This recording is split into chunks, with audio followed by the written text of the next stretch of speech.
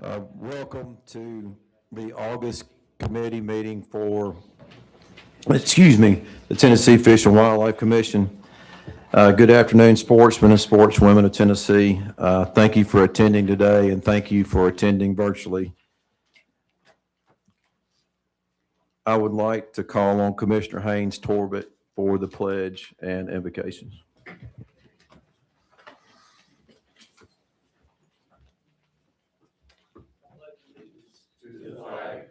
United States of America, and to the republic for which it stands, one nation, under God, indivisible, with liberty and justice for all. Father, your word says that when two or three are gathered together in your name, you will be here also. So we're gathering in your name.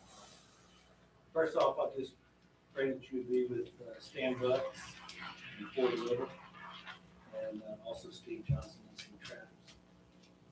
And Lord, we just ask that you would be with everybody serving in the United States of America today. We just ask for wisdom for them. I pray that you would be with everybody in the state of Tennessee that serves in the state of Tennessee, that you would also give them wisdom. And Lord, I pray that you would be with TWRA and all of us that serve in that agency. And we just ask for your wisdom in all that we do, and that we glorify you in all our decisions. In Jesus' name.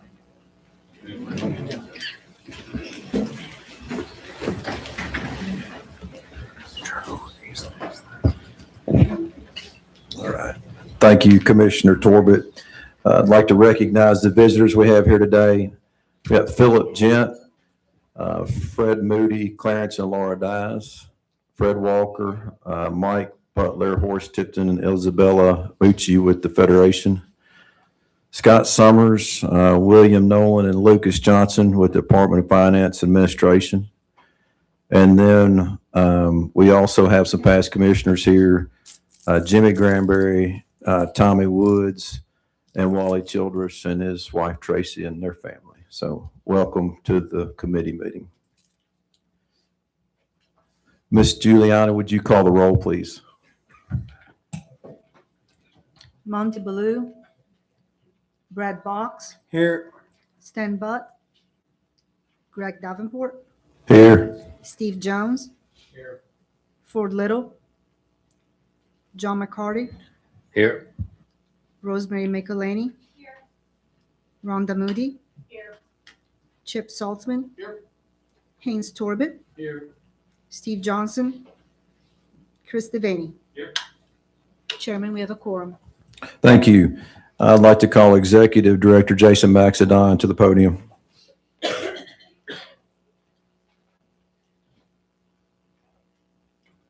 Good afternoon, Mr. Chairman, members of the commission, and good afternoon, public. Appreciate everybody being here today. We get to start with something very fun today. Before we get into the business of the meeting, we have a special recognition that we're going to do today. I want to start by saying thank you, Lieutenant Governor McNally, for taking time to join us today and your men that have come over with you today. On behalf of the Tennessee Fish and Wildlife Commission and the Tennessee Wildlife Resources Agency, we're very proud to recognize you today for your continued leadership and support of Tennessee's natural resources, outdoor recreation, and wildlife conservation efforts. In just a moment, Chairman Greg Davenport is going to come and present a resolution reflecting our shared values and the commitment to ensuring future generations can enjoy the lands and waters that make Tennessee so special. The work that we do every day, managing 1.6 million acres across this state, protecting game and non-game species, and ensuring public safety through law enforcement wouldn't be possible without strong leadership like men from you, and partnerships that advance critical conservation legislation. Lieutenant Governor McNally has set an exemplary standard of leadership during 48 years of service to the state of Tennessee. His role as an appointing authority for the commission has provided us with 4 incredible sportsmen who serve as ambassadors for the outdoors. Commissioners James Stroud, which couldn't be with us today, Commissioner Wally Childress, which is with us, Commissioner Steve Jones is serving now, and Commissioner Greg Davenport, our chairman, represent a small part of the legacy that you have left behind and one that will ensure for generations to come. In my opinion, part of the reason Lieutenant Governor's made such an impactful appointments is because he is an avid outdoorsman and an expert muskie angler, I must add. That experience has made him an active and engaged advocate for conservation. As a law enforcement agency, I also want to acknowledge his detail. These gentlemen, where did they go? Did they step out in the hall? They're making them safe out in the hall, but we're going to recognize them in just a minute. We have a special gift that we want to present the security detail with as well. Officers are often unsung heroes. They work a lot behind the scenes without recognition that they deserve, but their presence, their professionalism and dedication ensure that the Lieutenant Governor can safely and confidently travel across the state. So, men, thank you. I know y'all didn't get to hear some of that, but we greatly appreciate your service and what you've done to take care of the Lieutenant Governor. On behalf of the TWA, thank you, Lieutenant Governor, for your partnership, your leadership, and your representation of the state. At this time, I'm going to ask Chairman Davenport to come to the podium. He is going to read a resolution for you, sir. And again, thank you for all your service. Thank you, Director. Lieutenant Governor, this is kind of special for me because you appointed me to the commission, and it's been one of the defining moments of my life, and I really appreciate it very much. But I'll get on to business. Y'all just hang with me here. It's going to take a minute. This is a resolution right here to honor the distinguished public service of Lieutenant Governor James Rand McNally III, whereas the Tennessee Fish and Wildlife Resource Commission recognizes the importance of honoring individuals whose exceptional leadership and steadfast commitment have contributed to the advancement of the state of Tennessee and the conservation and appreciation of its fish and wildlife resources. Whereas Lieutenant Governor James Randy McNally III has devoted 48 years of exemplary service to the citizens of Tennessee as a member of the General Assembly, serving continuously from the 91st through 114th General Assembly, and was born on January 30th, 1944 in Dedham, Massachusetts. Lieutenant Governor McNally attended Oak Ridge High School, earned a Bachelor of Science degree from Memphis State University in 1967, and received pharmacy in 1969. McNally enjoyed a distinguished professional career serving Methodist Medical Center in Oak Ridge for more than 40 years while demonstrating an unwavering commitment to the health and well-being of his community. And whereas in 1978, the citizens of House District 33 elected him to the Tennessee House of Representatives, beginning a legislative career distinguished by integrity, thoughtful leadership, and faithful representation of the people of Tennessee. And whereas during service in the House of Representatives, he served with distinction on numerous standing committees, including Conservation and Environment, Labor and Consumer Affairs, Education, and Finance, Ways and Means, while also serving as Republican Caucus Floor Leader during the 93rd and 94th General Assemblies. And whereas in 1986, Lieutenant Governor McNally was elected to the Tennessee Senate District Number 5, where he continued his legacy of dedicated public service through numerous leadership positions, including Chair of the Senate Education Committee and Chair and Vice Chair of the Senate Finance, Ways and Means Committee, among many others. In January 2017, he was elected Speaker of the Senate and Lieutenant Governor of the state of the 110th General Assembly, and subsequently reelected to that position through the 114th General Assembly, providing principled leadership during a period of significant growth and progress for the state. And whereas through his distinguished legislative career, Lieutenant Governor McNally consistently supported initiatives that strengthen conservation, outdoor recreation, natural resource management, and the mission of the Tennessee Wildlife Resource Agency. Whereas in service to the TWRA, Lieutenant Governor McNally has shown unmatched discretion in appointing the most intelligent, and impressive citizens. If this isn't self-serving, I don't know what it is. Including James Stroud, Wally Childers, Steve Jones, and Greg Davenport, to serve on the Tennessee Fish and Wildlife Commission. Now we get to the fun part. And whereas Lieutenant Governor McNally is a well-known and expert muskellunge fisherman whose legendary patience, uncanny instinct, and unwavering determination have earned them the respect of anglers throughout the volunteer state in pursuit of the storied, quote, fish of 10,000 casts.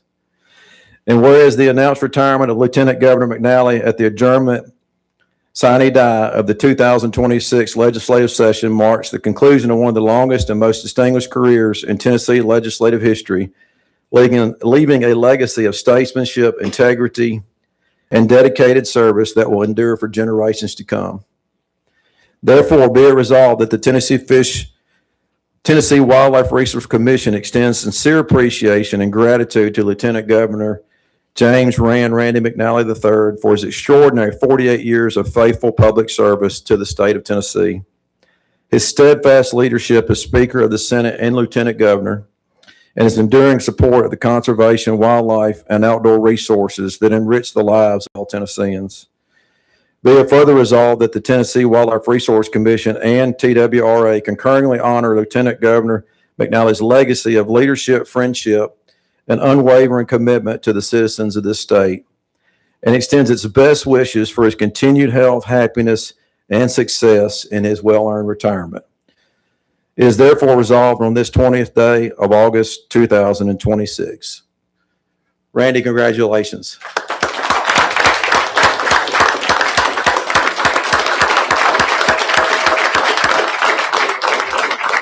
What I'd like to do is I'd like to call any current or sitting any sitting or past commissioner that would like to say some words to Lieutenant Governor McNally. Chip.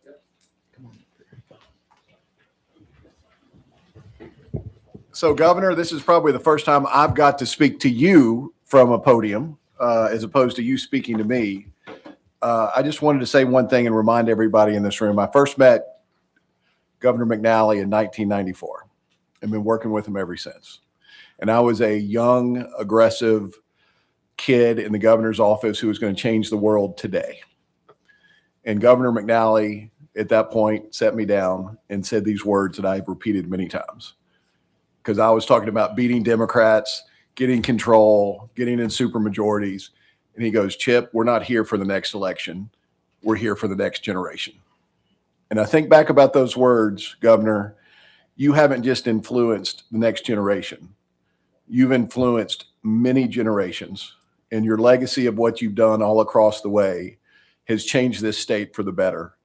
And we see that now with all the things, everybody in the country wants to move to Tennessee, and that's in no small part to you. And I just wanted to be the first one. I'm sure there's many others that just want to say thank you for everything you've done.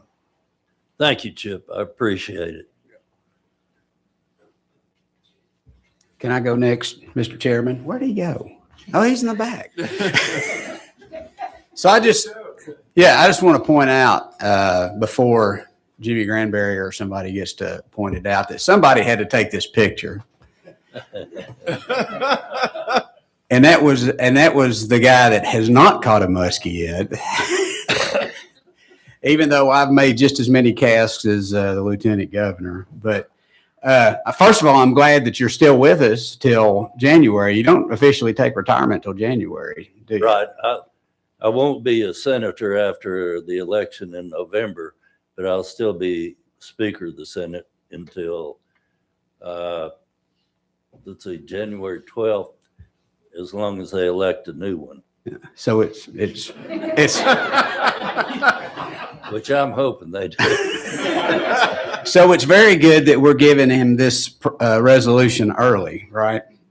And I appreciate the fact that you pointed out that he is one of us. I mean, in this day and age, when you look around at the legislature of people that do hunt and fish and enjoy the outdoors, Lieutenant Governor is one of us. Not only has he, been one of the few people that have been lucky enough to catch a big muskie, but he also spent some time out at Sawbriar with me and Rhonda back in October shooting pheasants for Fort, the fundraiser that they have for the York. That was great fun.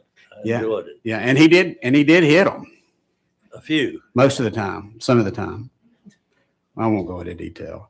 But Lieutenant Governor, I've known you since I got out of so the Lieutenant Governor has actually been my representative and my senator. He represents the district that I'm from.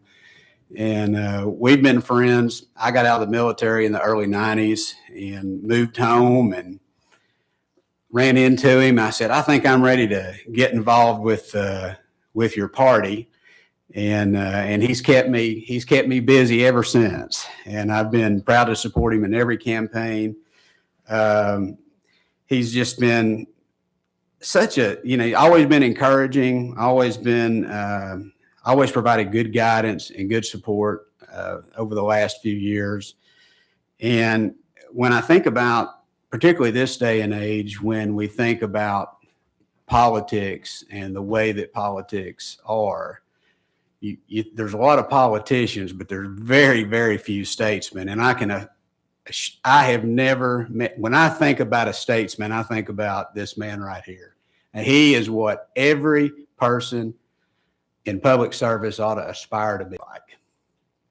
And I couldn't ask for, he's been a very good mentor to me. I couldn't ask for a better mentor.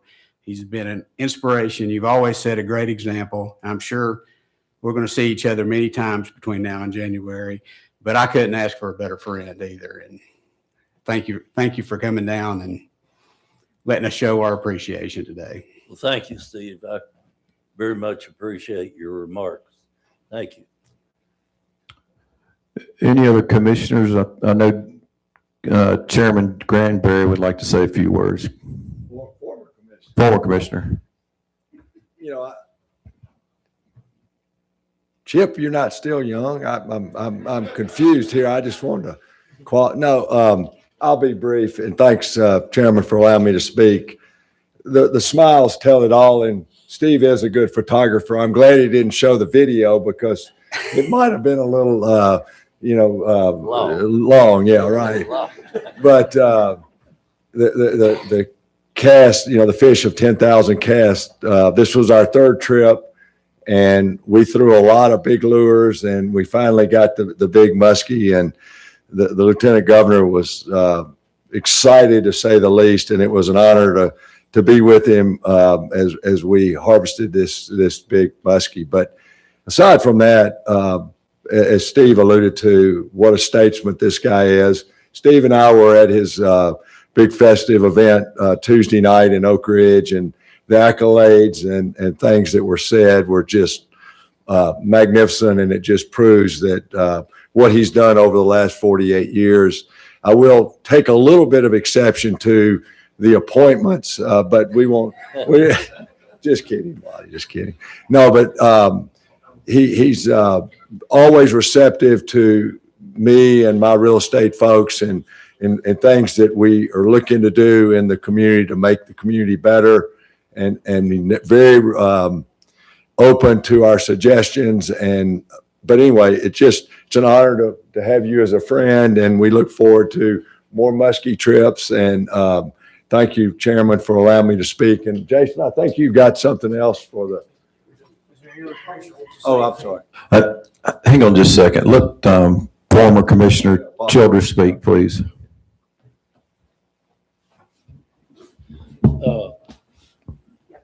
Thank you, Lieutenant Governor, for appointing me. It was a pleasure to serve, and I hope I did well. You I know did. I know the others were better, and I got a cap here I want to present you with. Well, Thank you. Thank you. I appreciate it. Thank you, Walt. Mr. Oh, Chairman. yeah. Yeah. Yeah. That's neat. Thank you. Commissioner Devaney. Governor McNally, Chris here. Just want to thank you Yes, for sir. for your service. You're a true statesman, a real Tennessee legend, and just want to thank you for all you've done for Tennessee and for wildlife. Thank you. Thank you. Lieutenant Governor, do you have any remarks for the group? Well, just briefly, I know you have a lot on the agenda, but I very much appreciate your accolades and the resolution, the cap, and it was an honor to get to work with such fine people I've known over the years. But I think the really critical part of my success was getting to work with people like Cameron Sexton, who's Speaker of the House, and Bill Haslam and Bill Lee. You couldn't ask for finer people, and people who have Tennessee's interests really at heart and are really believers in the future of Tennessee. And I thank you all for your efforts and what you do and the important role that you play in helping bring people into Tennessee and helping our economy. Thank you.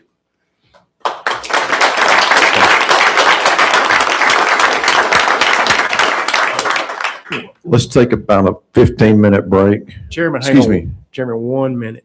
Well, we got something we're going to present him with. Lieutenant Governor, being that you are the expert muskie fisher that you are, we have something that we want to present you, something special. As you know, we develop hard cards for holders of lifetime licenses, and we had something made in your honor, and we'd like for your folks to come up. Let's get all the appointees of Lieutenant Governor to come up. We got you something to hang. This is your Oh, own wow. special hard card that's going to have your license. We have a smaller one that you get to put in your wallet, Oh. but we had a special frame muskie print just for you to be able Oh, to do thank this, you. sir. Thank That's you. from the Tennessee Fish and Wildlife Commission and the Tennessee Wildlife Resources Agency. Wow. Thank you. Yes, Thank sir. you. That's an honor. I'll put that up with the resolution. Thank you all. Thank You're you. welcome. Before we adjourn, I mean, not adjourn, take a break, we need to adopt the resolution that we've presented. So can I get a motion to adopt the resolution regarding Lieutenant Governor McNally? So moved. Second. All in favor, say aye. All opposed? Motion passes. Let's take about a 15-minute break. We'll reconvene at 1:35.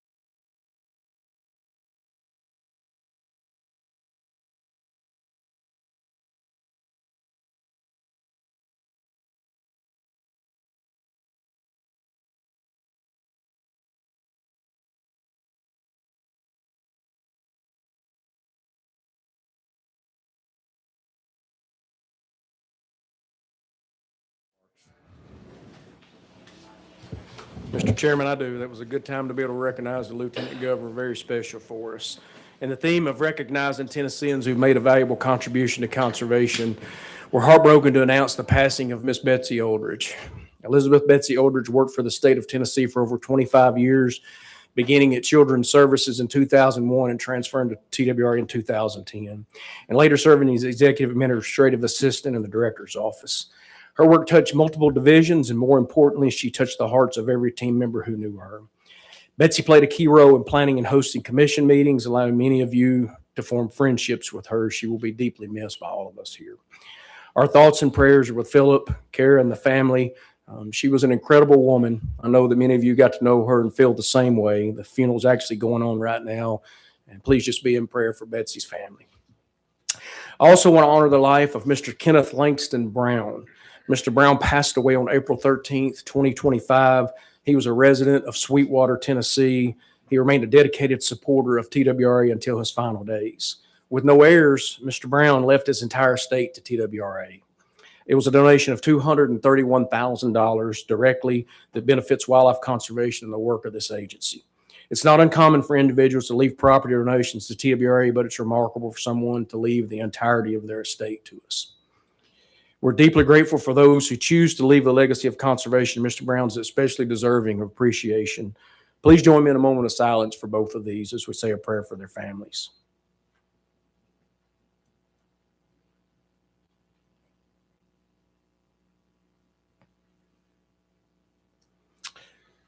Well, with that, we turn to the agenda and the important work, Commissioners, that you have before you today.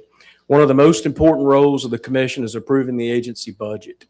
Thank you, Deputy Director Frank Fiss, for all your hard work, Budget Chief Ken Tarkington, Federal Aid Chief Tim White, and all the staff that went through the budget preparation times. There was many hours dedicated to reviewing and developing today's budget proposal. The agency was already operating on a lean budget, but we've tightened it even further. As you all know, there's been several $1 million worth of cuts that we've made in today's proposal. You're going to hear more about that from Deputy Director Fiss in just a minute. The past couple of years have been unique as we have discussed the budget and funding with each of you while working to address significant funding gaps.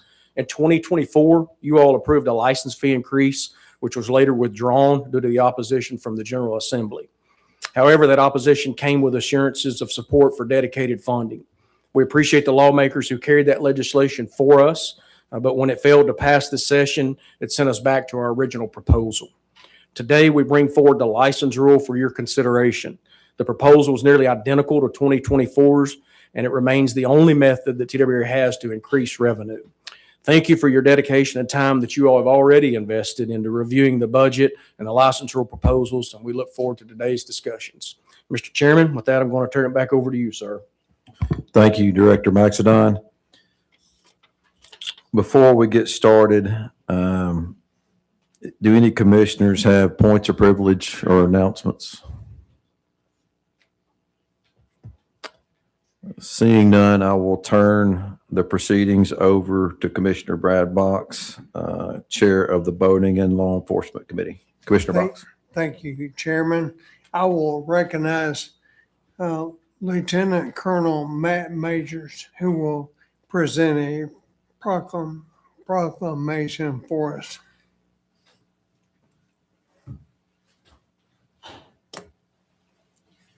Thank you, Commissioners. Thank you, Commissioners. Today I present to you Proclamation 2612, and this is a recurring thing that we look at every year. This is a temporary no-wake zone lift in Marion County, Region 3, for the Greater JC's boat races that occur in Jasper. It brings in quite a bit of revenue and people to that community. We staff that with our officers, but to be able to lift that no-wake zone temporarily for that one weekend does allow them to have a little bit better avenue to do those boat races. It's highly attended and we enjoy it as well. So with that, it's October 9th through the 11th each day. So we hope you can, if you have any questions, please let us know. I should have mentioned that we have a quorum of the committee here. Steve Jones, Rhonda Moody, and John McCarty along with me. And I would open the floor now for any questions or discussion from the committee. Any questions from the full commission? With that, I will entertain a motion. Second? Second. All in favor among the committee, please say aye. Aye. Any opposed? All right, that is referred to the full commission for tomorrow. Mr. Chairman, that concludes the business of this committee today. Thank you, Commissioner Box. I'll now recognize Steve Jones. He's Chair of the Fisheries Committee. Thank you, Mr. Chairman. I would like to ask that Mr. Vic Cenzo come to the podium to present the agency's black bass management plan.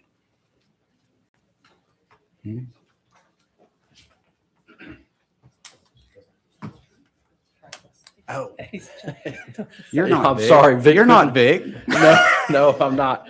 Vic couldn't make it today.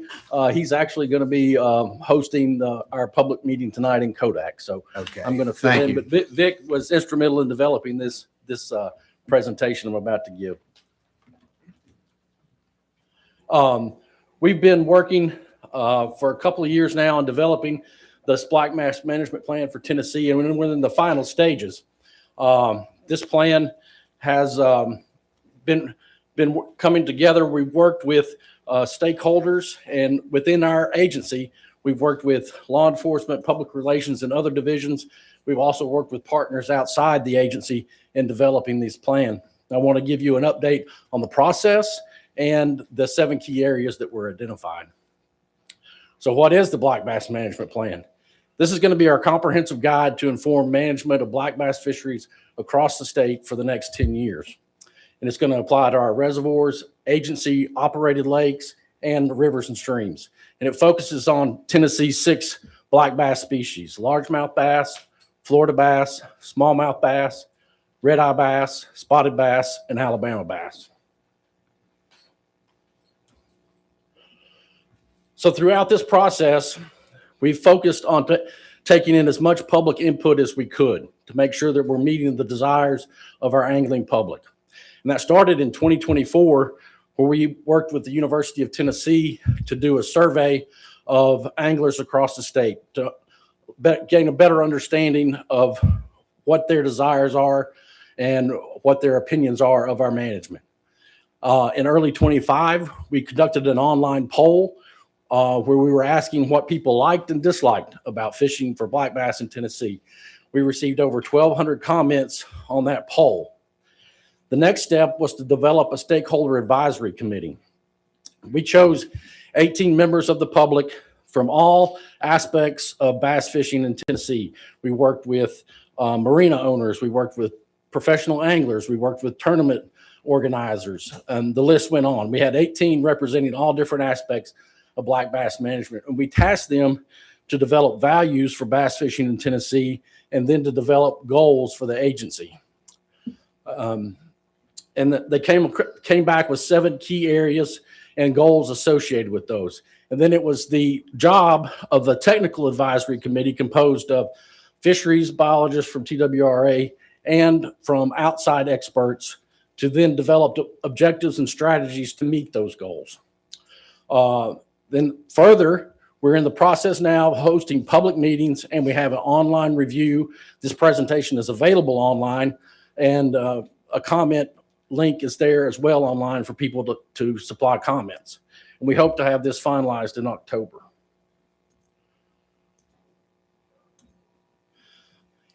The first key area that was identified, and these are in no particular order, there's 7 total that were identified by the stakeholder advisory group, was invasive species and other species interactions. And the goal that was developed by the stakeholders was to prevent the spread and introduction of aquatic nuisance species and balance the needs of black bass anglers with other species. And then our technical advisory committee developed the objectives to try to meet that goal. And those were to create a risk management working group. We're also going to try to increase awareness of aquatic nuisance species across the state, and do further assessment of the range of Alabama bass in Tennessee. And this is ongoing work. We've already been involved in doing genetic studies around the state, but we've got to expand that and dial in and find out exactly where we're at with Alabama bass. And then we're also going to look at and carefully evaluate our current stocking and future stocking requests of striped bass, hybrid striped bass, and muskie. Not that we're necessarily looking at eliminating those, but we've got to do a better job of communicating the science of those species interactions. Not all the stripers and hybrids don't necessarily have negative impacts on our black bass populations. There's been numerous studies done, but we've got to do a better job of communicating that to the public, how those species interact. Key area 2 was to diversify the black bass fishing opportunities. TWRA across Tennessee has some fantastic opportunities from a wide variety of fisheries, from streams and rivers to large lakes, even small lakes. And so what we want to do is diversify those black bass fisheries by implementing management strategies that support a variety of high quality angling experiences. And this is where we want to focus on categorizing those black fisheries. Maybe we're going to manage for trophy bass on some lakes, high catch rates on others. And this can be dictated by the conditions that are on the ground there or in the water. But also maybe there's areas we could focus for new anglers to let them have a good experience learning to bass fish. And then manage accordingly using the techniques that we have available to us through stocking, regulations, habitat improvements to improve those, to reach those designations.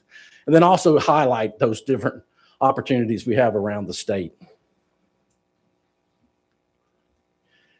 Key area 3 was law enforcement and boating safety. This was a big concern with the stakeholder group, and we've been getting this feedback also in some of the public meetings. But to strengthen the law enforcement and education efforts to promote safe, responsible, and sustainable stewardship of Tennessee's black bass fisheries. And this is where we need to do a better job internally, working with our law enforcement staff, helping them understand the management decisions that are made, why we're making those, and the impacts they're having, and concerns we're hearing from anglers about some of those issues we may have on illegal activities around those fisheries. We also want to work with law enforcement to conduct at least 5 safe and ethical boating campaigns each year, and then provide a summary of law enforcement, fisheries, and boating compliance checks. This is something, and this came up in the public meeting.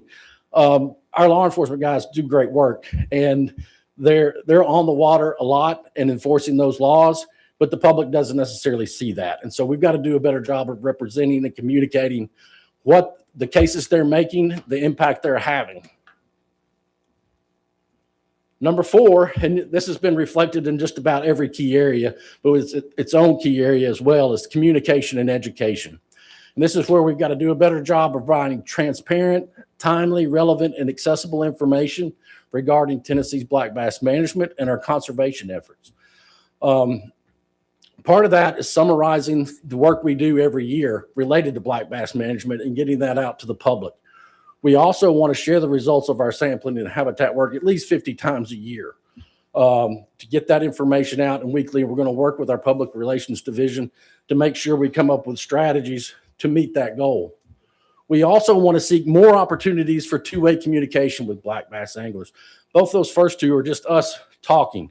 We want to have communication and better understanding of what the anglers are seeing and the impact that we're having on our management and other things that concerns we can address.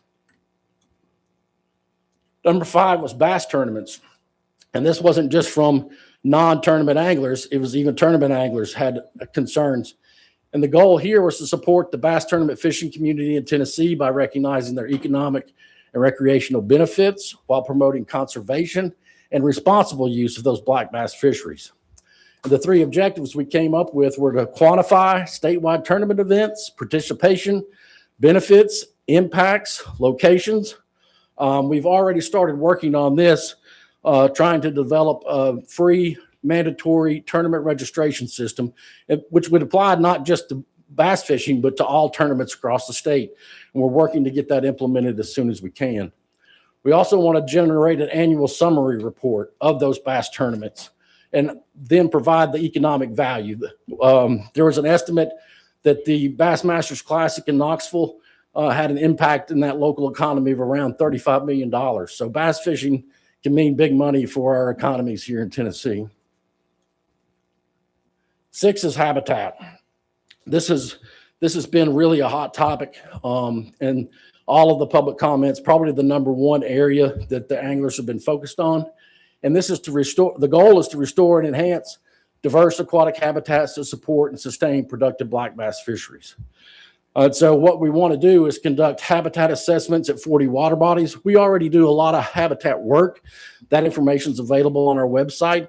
That's reflected on our interactive map, but we would need to do more assessments at those different water bodies. We need to continue to enhance that black bass habitat on at least 4 reservoirs a year, and then protect and restore black bass habitat in 4 rivers and streams. The rivers and streams can be a bit more complicated, a lot different dynamics than reservoirs. And then evaluate that fish habitat and make sure that it's having the impact we want. Is it really benefiting that fish population? Is it providing a place for anglers to interact with those fish? And make sure that we're doing it in the right way and it's having the impact that we'd like to see. Number 7 is access. Obviously, we need to provide safe, diverse, and well-maintained public fishing access for Tennessee's black bass anglers. And the 3 objectives associated with this is to assess all TWRA owned or managed fishing access sites.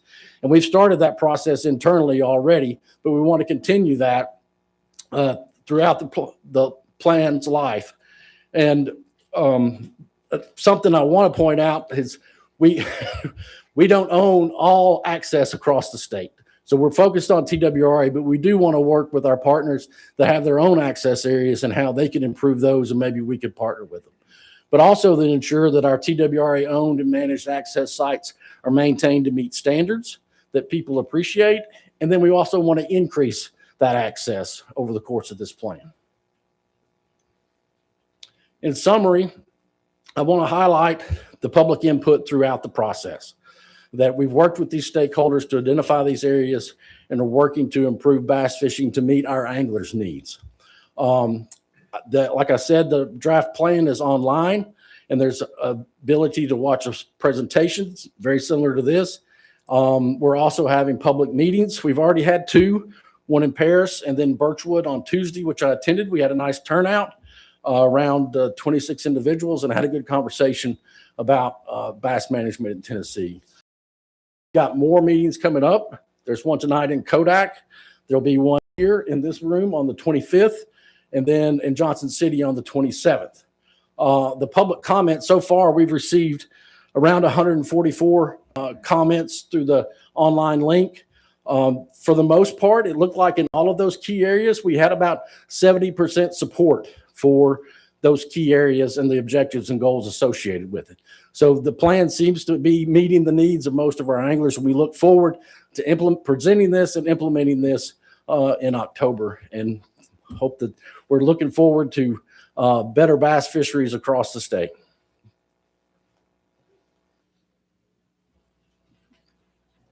With that, I'll take any questions, or we can proceed with the meeting. Thank you, Mr. Scott. Sorry about the confusion earlier. I wasn't looking at it. No worries. Do any members of the committee have any questions or comments about the report on the black bass management plan? Thank you. Thank you. Mr. Chairman, that concludes the business of the Fisheries Committee. Thank you, Commissioner Jones. Moving on, we're getting to the main event today. And before I call on Budget Committee Vice Chair Chris Devaney, I'd just like to say a few things about what this agency has done to try to look out for the future of their funding. The process that we go through is that the agency comes up with their budget, they present it to the commissioners, and then we comment, ask questions. And it's no secret that the model that we have, where hunters and fishermen pay for everything, is strained, to say the least. There's a tremendous amount of influence of new population in our state that's created very high demand on our waterways, which means very high demand for our agents. Hunters and fishermen are really financing all these opportunities for the other residents of the state. The commission, in my opinion, has been very diligent in challenging the agency regarding their costs. We basically instituted a demand, a requirement that they cut their budget by a certain percent this year before we would approve it. This is a very serious matter. The commission and the agency is doing everything they can to work with the state legislature to make sure that we are well funded into the future. No one likes a fee increase, but that's part of the funding that we have to have for this agency to continue to provide the benefits that it does. So I understand it's not popular. No one likes anything to go up, but if you want the same level of service and resource that you have now, and you haven't had a fee increase since 2015, then something's got to change. So Commissioner Devaney. Thank you, Chairman. I'm going to ask Frank Fiss to come forward and present the budget.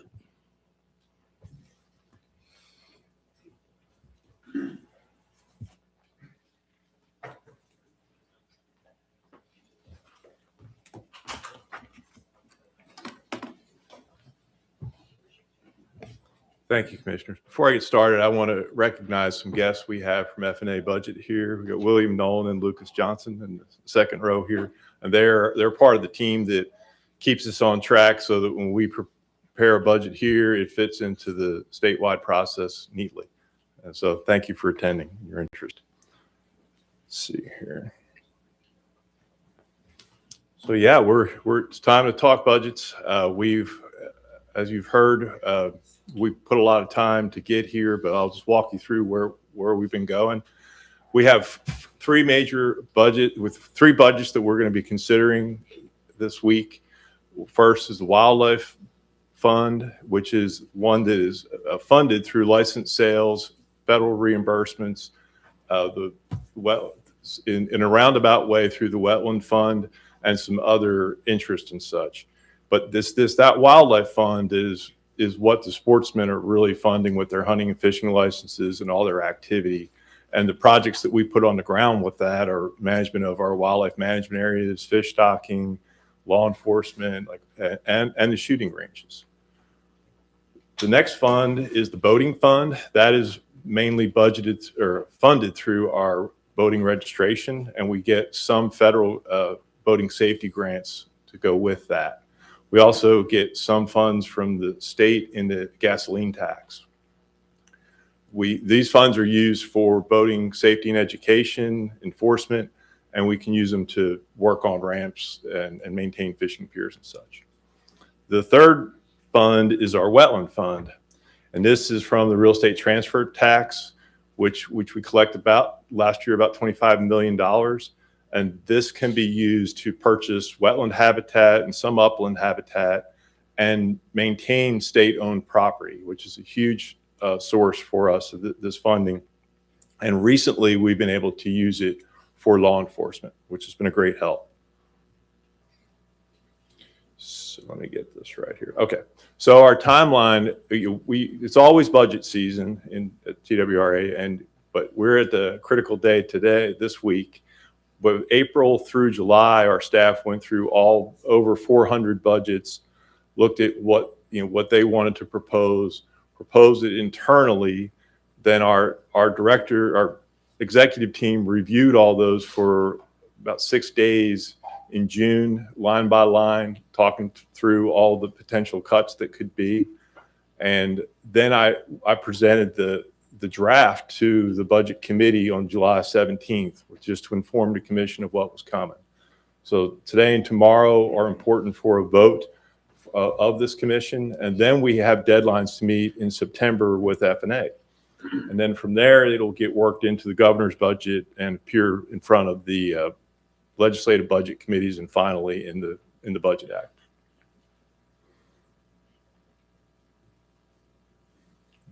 This over here, it's better. Okay. So a couple definitions before I start talking about the budgets. We've got a couple groups of projects. First is carry forwards.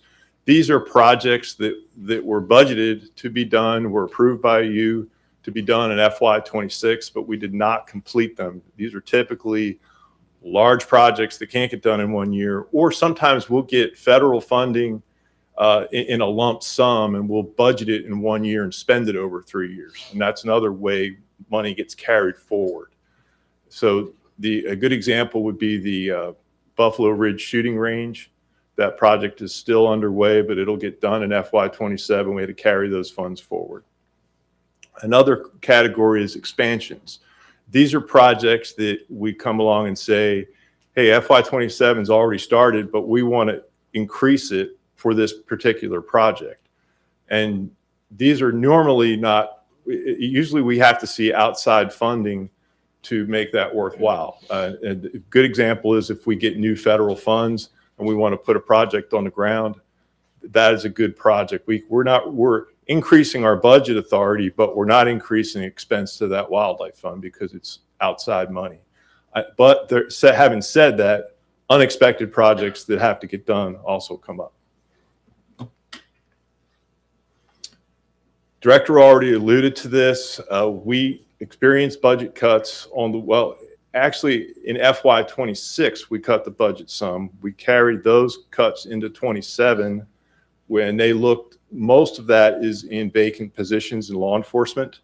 And we also reduced some building projects that we were considering in FY27. We cut the budget by $3 million and most of it was buildings to get to 27.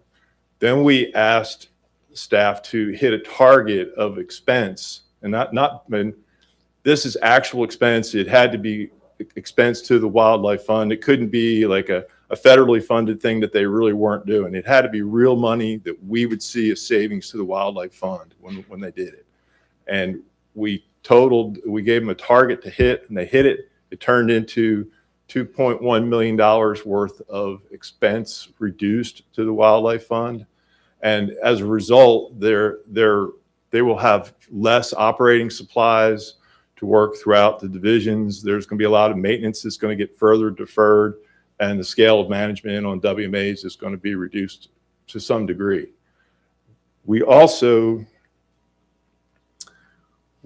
shifted some spending strategically to avoid too deep a cut. We want to be able to continue services as best we can, so we had one more strategy to employ. We moved about $2.9 million worth of payroll expense to the boating fund because we have officers that could do more work on the water. And we're asking them to do that in FY28 budget. They're going to start in 27, but it's budgeted that way in 28. And that will save that much expense to the wildlife fund. So they're able to do that by adding, I think it was going to be a day a week to a big shift on their part. And then likewise, the engineering team that works on ramps and such, when they're near water doing boating eligible work, they're going to make sure they're charging on their boating time. And I think we're going to be able to shift some more money to the boating fund in that way. You'll recall that the boating registration increase was approved last year, and that's why we're able to do this, lean a little heavily more into that budget, into the boating fund.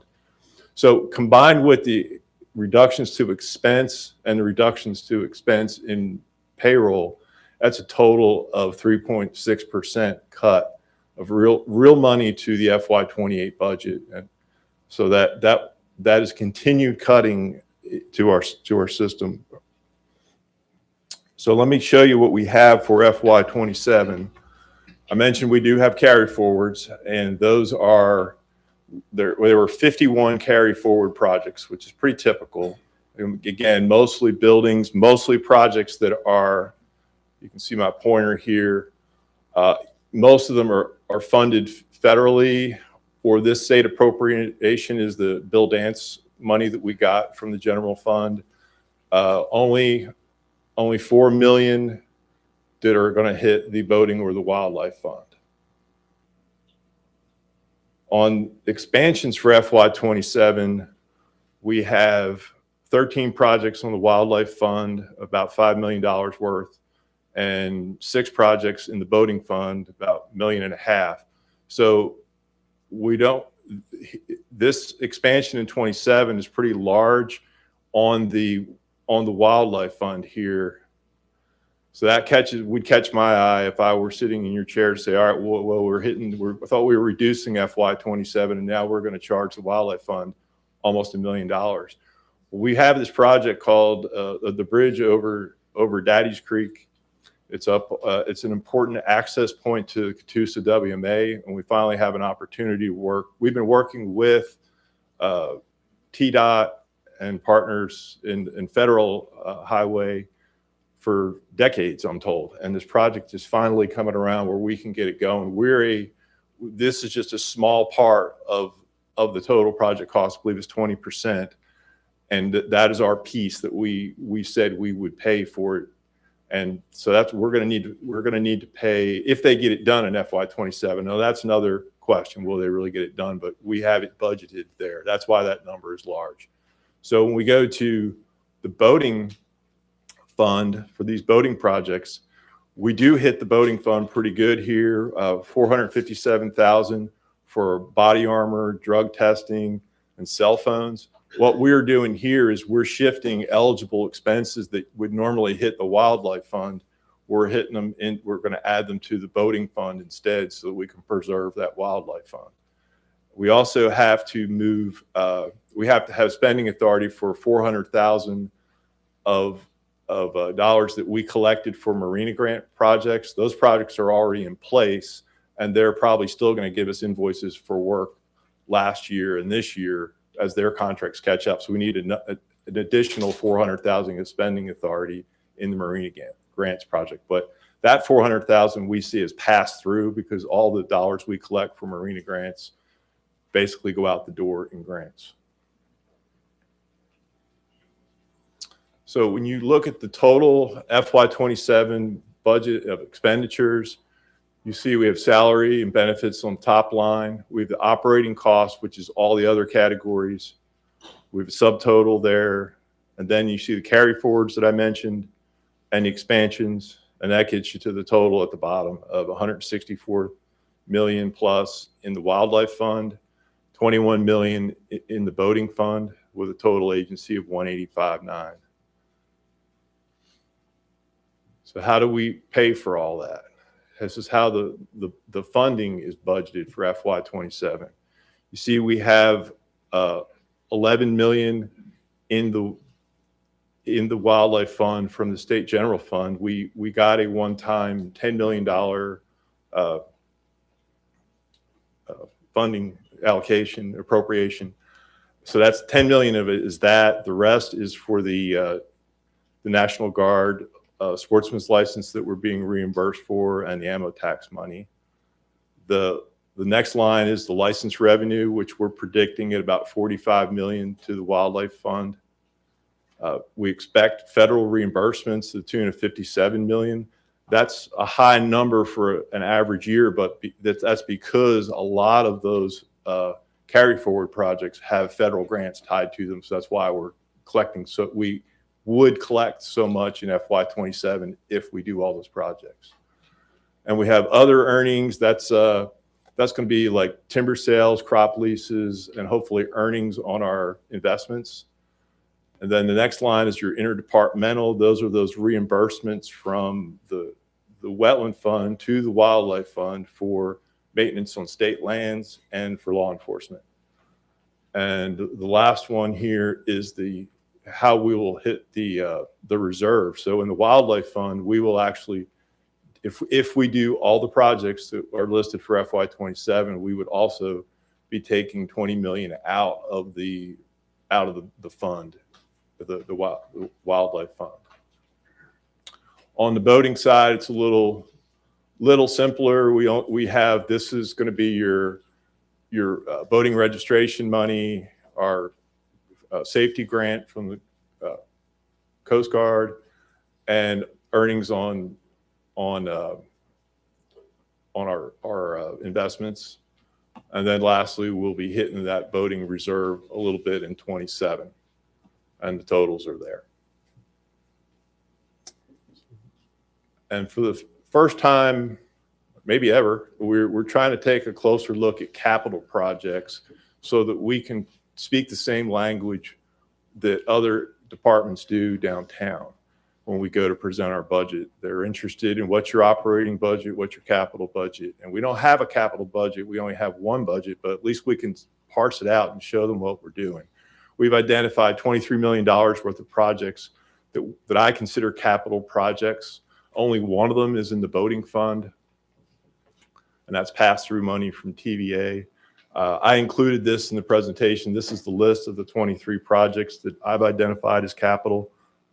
The definition of capital is fairly gray, I think, but these are large dollar, substantial projects that I've included in here. And you can see where the funding sources are, and these are in the book as well. So we'll come back to that at the end of the presentation. So this is the first year we've also, with 27 done, are there any questions about it, or you want to wait till the end? What's your preference?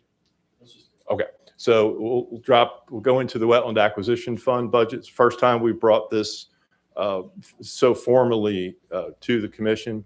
Here's FY27 and FY28. This is what we plan to do with, now that we have new guidelines for how we can use this fund, it's more important to have this discussion. Before, we were so limited on how we could use it, we weren't presenting it in this way. But we have 1.4 million budgeted for any land work that we have to do.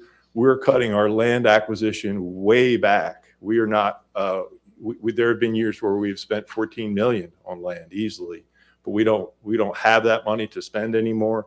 We're holding just this amount of a spending ability to deal with things like easements, or if somebody claims we're in the wrong spot, we have to go do a survey, or there may be some emergency purchase that fixes an administrative headache that we have, or just some really choice piece of habitat. But mainly we're looking at administrative fixes with this money, and we don't have to spend it all. It's just budgeted. We also have about $1.1 million worth of wetland fund needed to reimburse for some of those capital projects that we carried forward from FY27 or from 26. We agreed to do those projects at a time when we had this wetland fund available to do the projects. So we're keeping that with the project as we move it forward. And again, we have 16 million that we are planning to use for facilities maintenance on our state-owned lands. About 6 million a year we're going to do on law enforcement. And each year we pay 555,000-ish in lieu of tax payment for the lands that are in state ownership that we have jurisdiction over. And you'll see in FY28, it's a fairly similar spending plan, except we won't have those capital projects that are presuming they're already completed. If they're not completed, they'll carry on to 28. And typically we receive about, show you how we're going to fund this.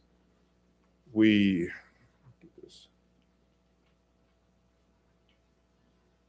aren't we going down? There we go. That's the slide I'm looking for. So like I said, last year we got 25 million-ish out of the real estate transfer tax. We're budgeting as if we're going to get 23.5, just to be not too, a little bit conservative. And the other income that I show here is 300,000 is earnings on investments. And we have a few of our earnings that are tied to lands that were purchased through this process that there may be a cell tower or a billboard on or something where we get some funds back. And that's this other income. And we will also have to take a little out of the wetland fund balance, which is currently sitting at about, we think we're going to hit about 7 million. We brought it way down from last year's 28 million when we moved, but we have a little bit of wiggle room in there because we don't want to get too close to that floor of 6 million, which was the promise that went with the unrestricted use of the fund. So that's how we see the funding coming in 27 and 28. And that'll take me to the FY 28 budget. So we have 4 expansions in the wildlife fund, 4 in the boating fund to talk about. And you'll see that none of the wildlife fund ones hit the reserve at all, which is what we want. All the funding is coming from outside sources, which is why they were brought to us. And I'll just jump right into the projects here. There's the 4 in the wildlife and 4 in the boating. You can see that it's federal money or it's other sources. And this this is the National Wild Turkey Federation super budget, super fund they have. They're giving us $83,000. And we also, this one, it says $500,000 here. This disaster recovery project is what we're calling it. It's a project that we have that we don't spend unless we have some disaster. And there had to be the level of like a TEMA thing or something where we're getting insurance money back. So instead of having a problem and then waiting to the next commission meeting to expand the budget for 50 or 200,000, we're just going to set this $500,000 there, and hopefully we don't have any more disaster than that. If we do, we'll have to come back and increase our spending authority. So let me go through here. On the boating side, you do see that we do only hit the boating fund, and that is because we don't have any other place to get these dollars. But again, the boating fund is in fairly good shape. It can afford this hit on the reserve, but it is for the body cameras, the drug testing, and again, the marina grants it's showing as it's coming out of the reserve, but really I see that as pass-through because we can't do anything else with those dollars once we take them from the fuel tax. And again, this is just the disaster recovery on the boating side.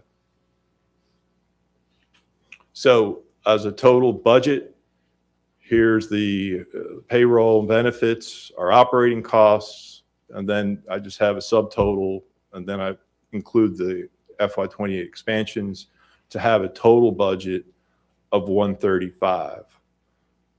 And I think I struggle with ways for someone in your shoes to compare this year to last year, given all the carry forwards and expansions. So I have devised, well, we'll talk about the funding first. Sorry, I jumped ahead of myself. But again, we have various funding sources for each fund in FY28.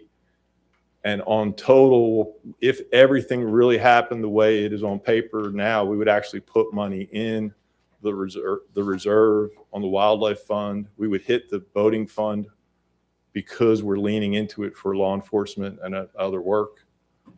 But we would have this is where the funding would come from. For comparison, I'm trying to get to this slide. The best way to look at these, for me anyway, is to try to get apples to apples. If you look at the subtotal before you look at carry forwards and expansions, and you can see that we went from 150 million down to 133 million, but that's exaggerated because we have to show the 10 million that we got as a state appropriation as an expense as well. So we don't have that budgeted to spend it specifically. It's just going to help our reserves. So you take that off and you're 140 million. And we have reduced the budget in budget dollars by about $7 million.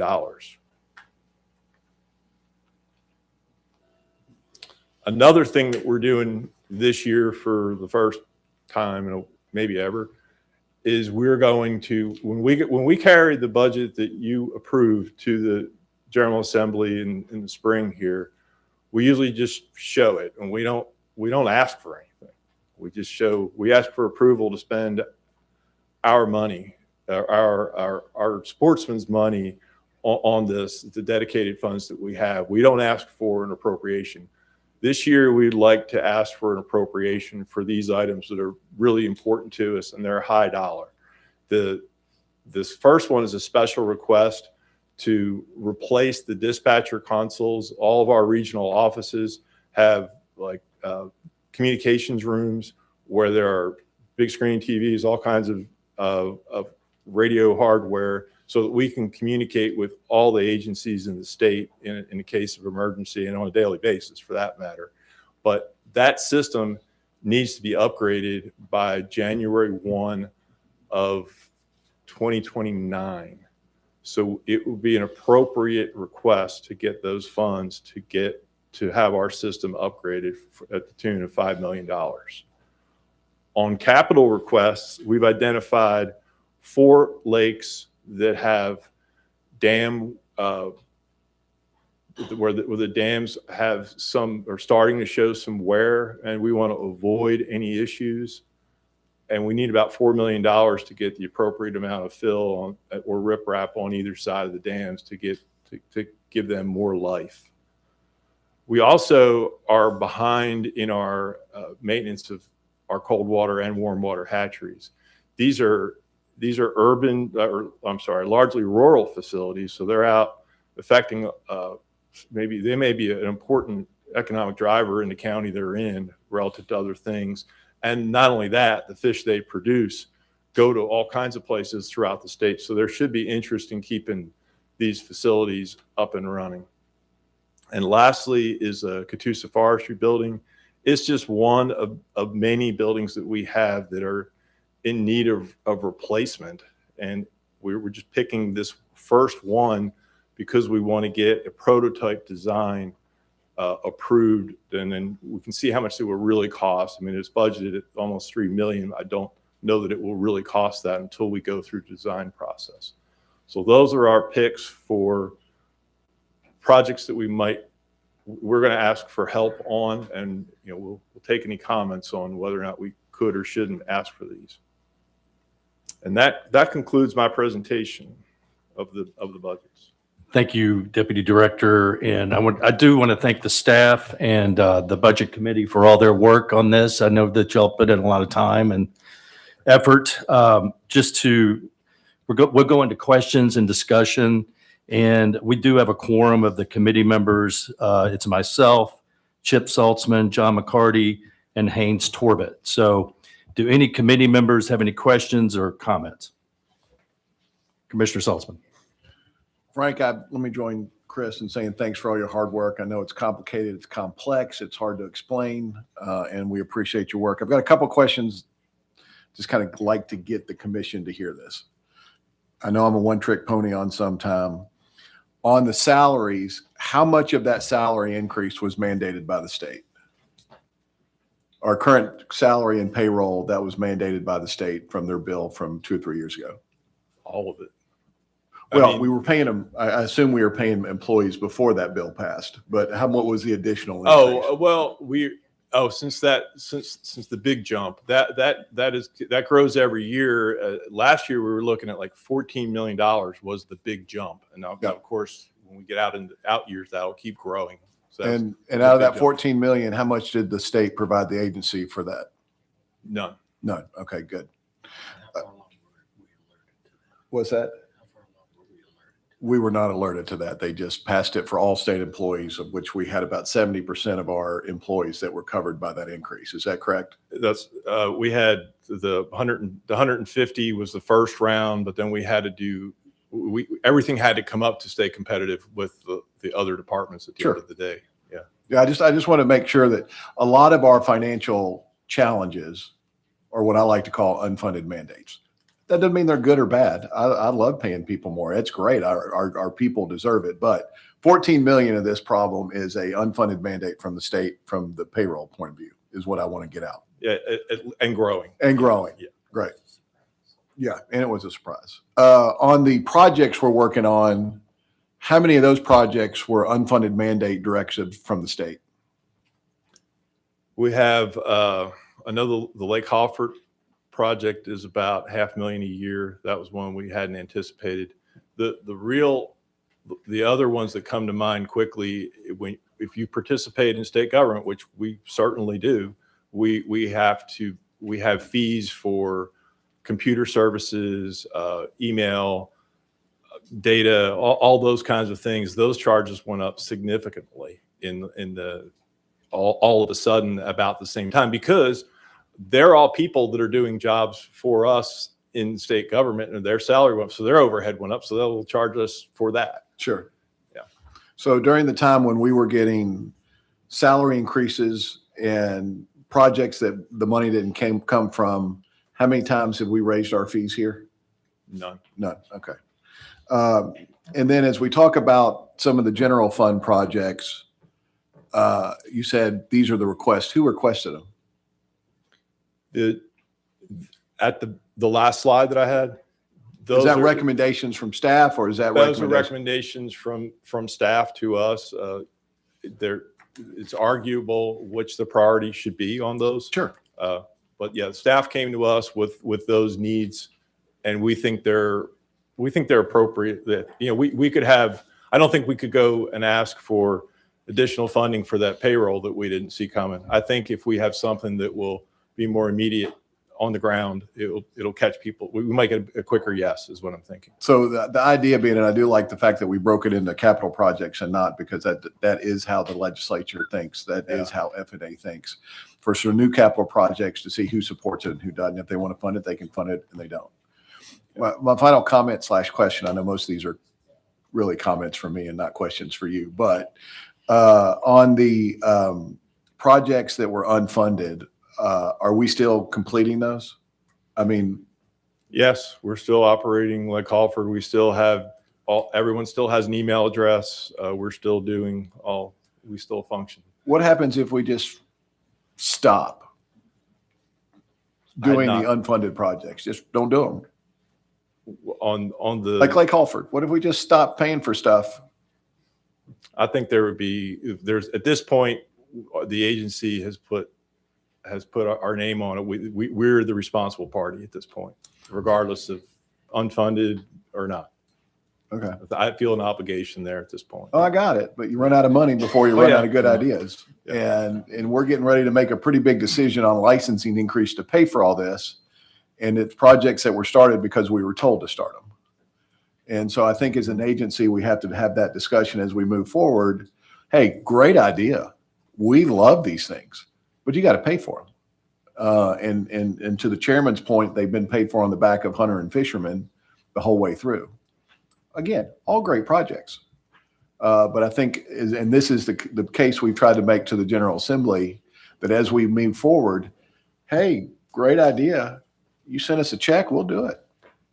And I think as we look through this as a commission, I think that's part of our actually duty to the hunters and fishermen of this state, that they don't have to pay for every good idea, just maybe some of the good ideas.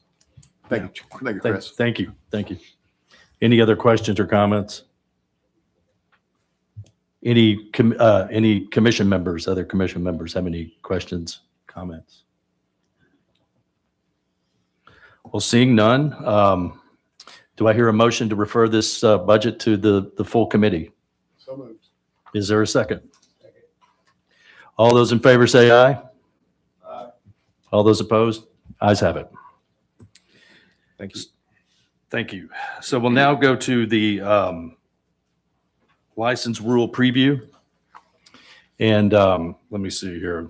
So this is just a preview by Deputy Director Fiss. There will be no votes on this. Since price points of the license are a part of the overall budget, we are taking this time for Frank to cover specifics in the rule we consider tomorrow as the full commission. Deputy Director Fiss. Okay. I've got 50 slides, so hold on. But let me we have the first one up here. Okay, so I want to start by thanking the sportsmen and women of the state who fund conservation and all the wildlife habitat that we have year in, year out. That is how it gets done in Tennessee, and I want to just make sure we acknowledge that. This is how, this pie chart is how we annually fund those fish and wildlife projects in the state. About 38% of the money comes from license revenue, and then another 34% comes from the federal tax on hunting and fishing equipment. And this is paid by the manufacturers when they make guns and fishing rods and such. And that goes to the federal government, and there's a formula that gives it back out. But at the end of the day, sportsmen and women are paying for it. So that there, you can see that's 80% of what, 75% of what we have as revenue is coming from sportsmen and women. We also appreciate the help from the tax on real estate transfers. That 21% makes up a very critical part of how we operate now. That didn't exist years ago, and so that's how we've been able to limp along with this model. And we need more extra ways to fund this in going forward. But it is really important that the fishing and hunting license fees keep up. It just that part really does help us, and we thank you for it.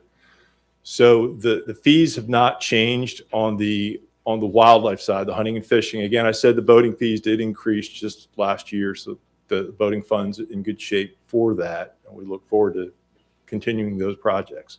But on the wildlife side, we're 40% behind inflation on this.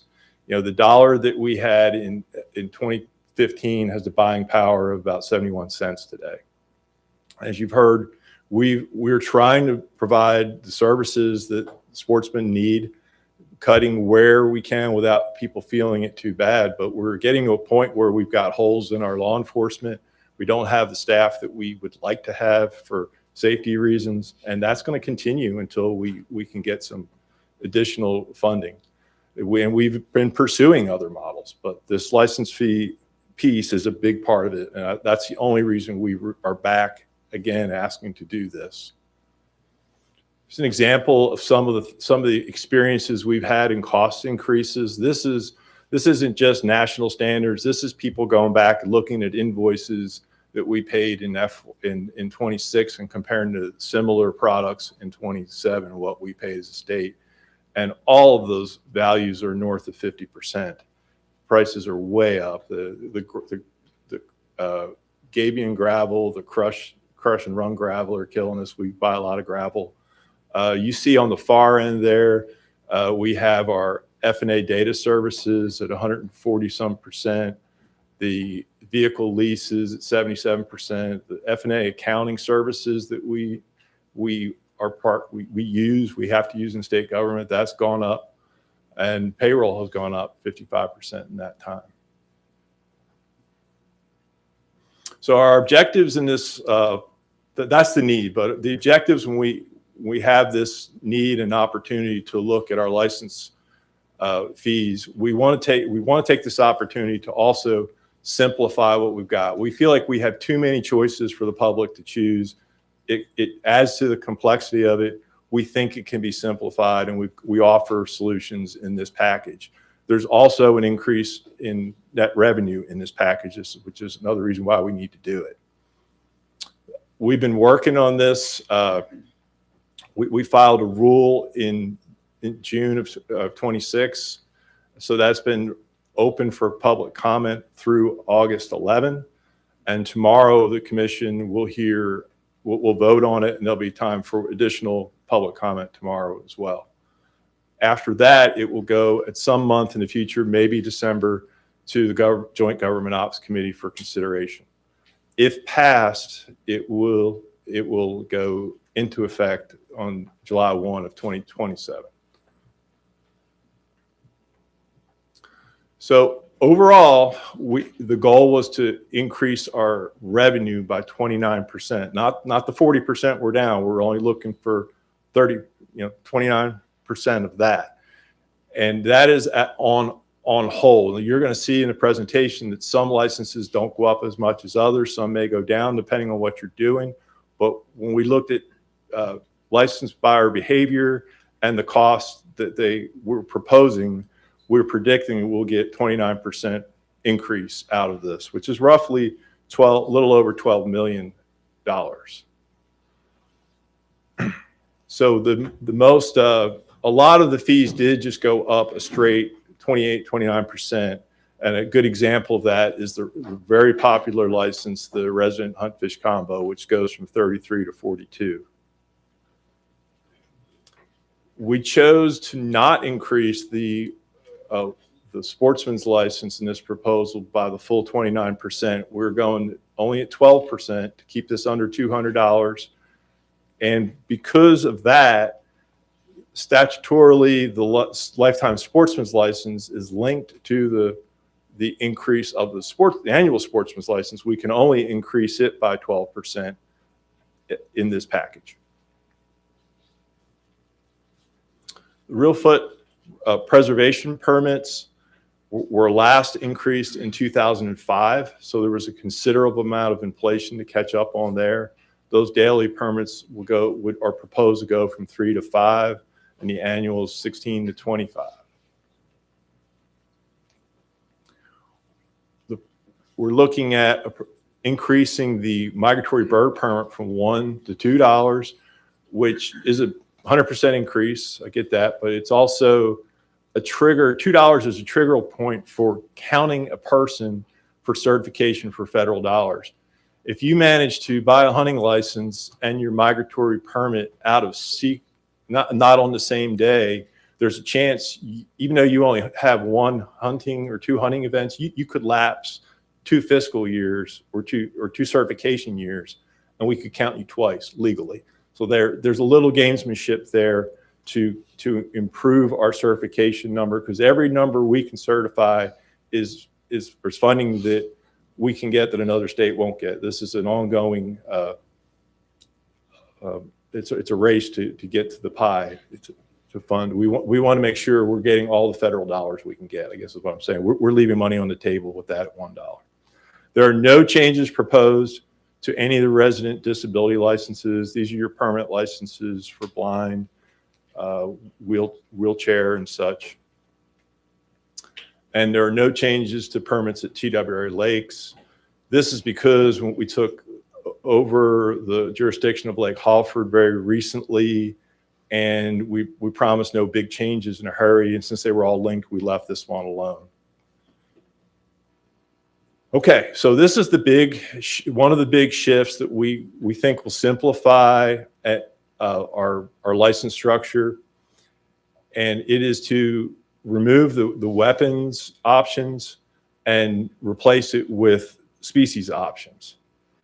So instead of buying as a resident, buying an annual hunt fish combo and buying a gun license, or maybe you buy an archery license to start the season, then you buy a muzzleloader, then you buy a gun, buying three licenses, you would just buy 1 for deer. And the pricing will be as such. So that under this proposal, you would have, as a gun hunter, right now you'd be paying $66. And the proposed, you'd be paying $84. So a little higher there. If you were an archery and gun hunter now, you're paying $99, but you're still paying $84 in the proposed. And if you were a 3-method hunter and only hunted for deer, you'd be saving that much more money. And in both cases, you'd have the option of getting the annual sportsman's license.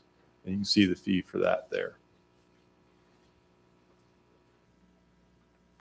For non-game, their current options are an annual or 7-day. And we're proposing a similar structure for them, where they buy either their annual or 7-day, then they buy their species specific, or they would be proposed an option to have a non-resident annual sportsman license.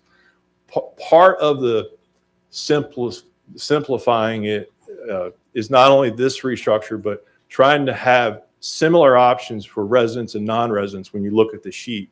So it's easier to understand where you fit in what licenses you have if there's a parallel license for resident and non-resident. So we're trying to keep that theme as much as possible throughout the restructuring. Now, the trout license supplemental has been a pretty confusing source of confusion for some time. If you fish in Tennessee as a resident, you buy whatever privilege license you have, and then you buy an annual supplemental for trout. This has been going on for many, many decades. It certainly started when trout stocking was bigger portion of the wildlife fund expense than it is today.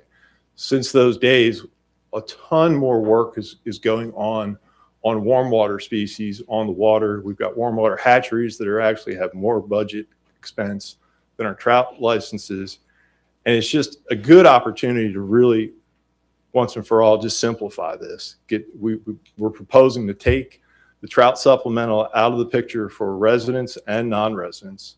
And it really simplifies the non-residents a lot. First of all, they show up, they're like, I want to fish for all fish, or why am I buying a license that says no trout? They don't know if they're going to catch trout or not, some of them.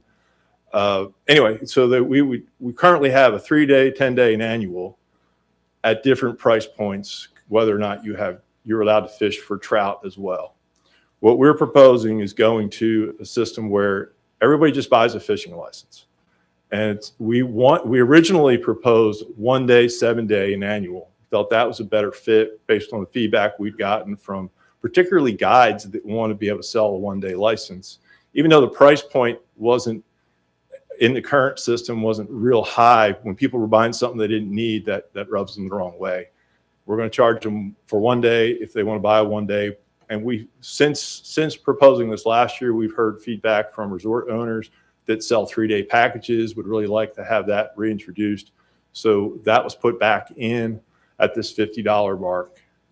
So that's the proposed right now for non-resident fishing if they're buying a short-term license. Now, there's other ways they could do it. They could do a sportsman's license. They could buy, if they buy a 7-day hunting and fishing, they could, for $10 more, or for very little more, they're getting a fishing privilege on top of their hunting now too.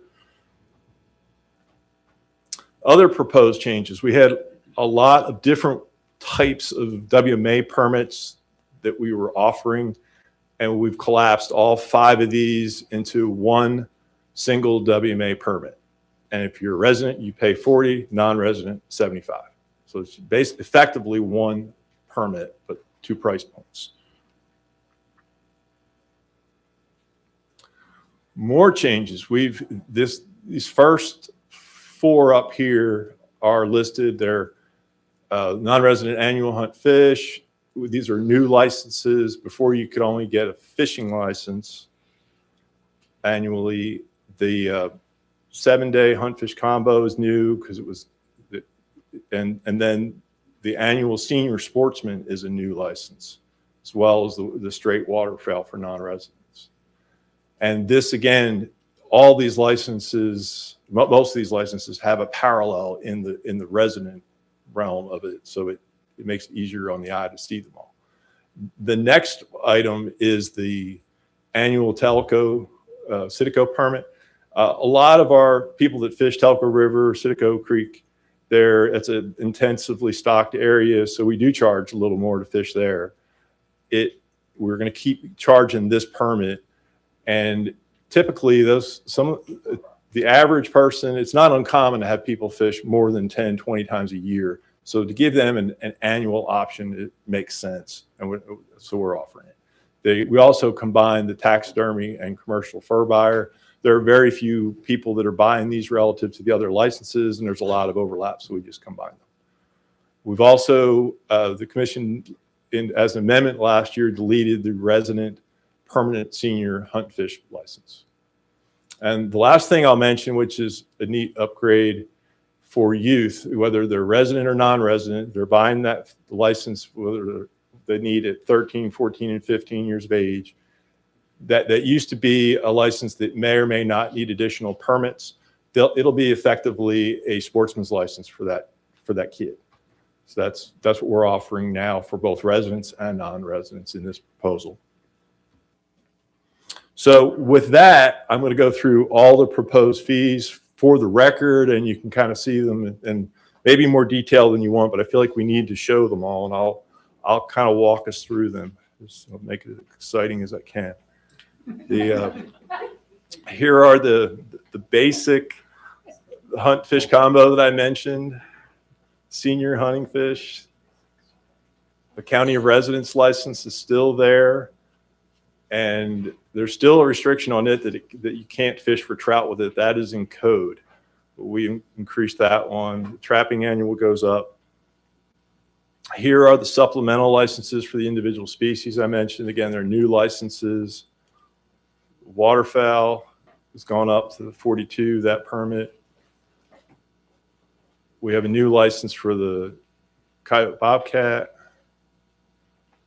And South Halston is a supplemental license that we trade with Virginia for the people that fish on our side. So we didn't renegotiate that. We left that at $20.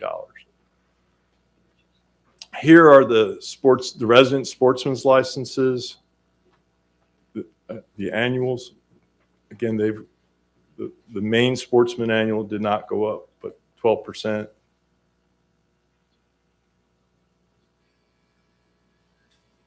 And here are the disability licenses I mentioned that we did not change. Here's the lifetime sportsman. Again, these are all 12% increases by statute, given what we're proposing for the annual sportsman. Here's the non-resident licenses and fees. Again, we've got new options for them throughout.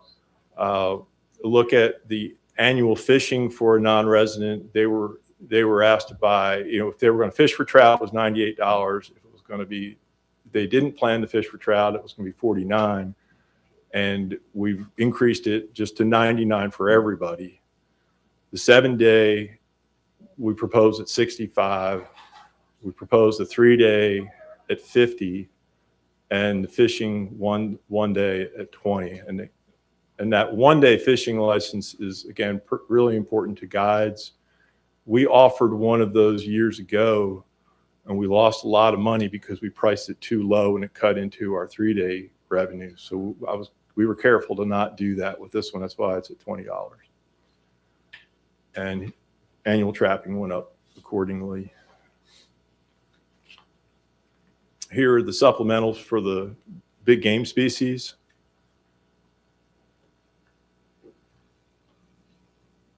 And the non-resident annual sportsman's options. Again, that mirrors exactly the options that the residents have.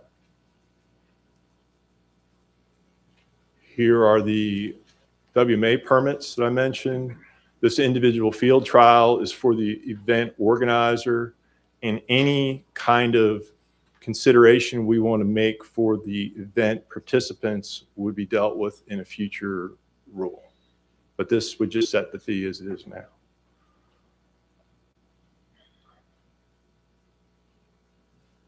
Okay, as I mentioned, the TWA fishing lake rates have not been adjusted.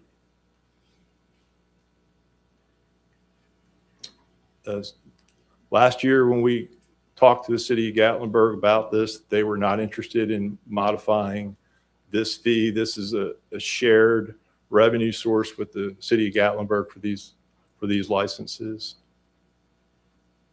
And again, I mentioned that Teleco Citico permit, that $6 a day we were charging to fish there. It's gone up to $8. But they have an option now of buying an annual permit. There was one guy that was paying $300+ a year to come. He was hitting Teleco so often, paying the $8, whatever it was, out $6 a day. He had a lot of time, but he should be. We want to make it simpler for our customers. That'd be he should be happy. But so we have new West Sandy registered waterfowl blind permits, and they're listed there. The real foot one went up some.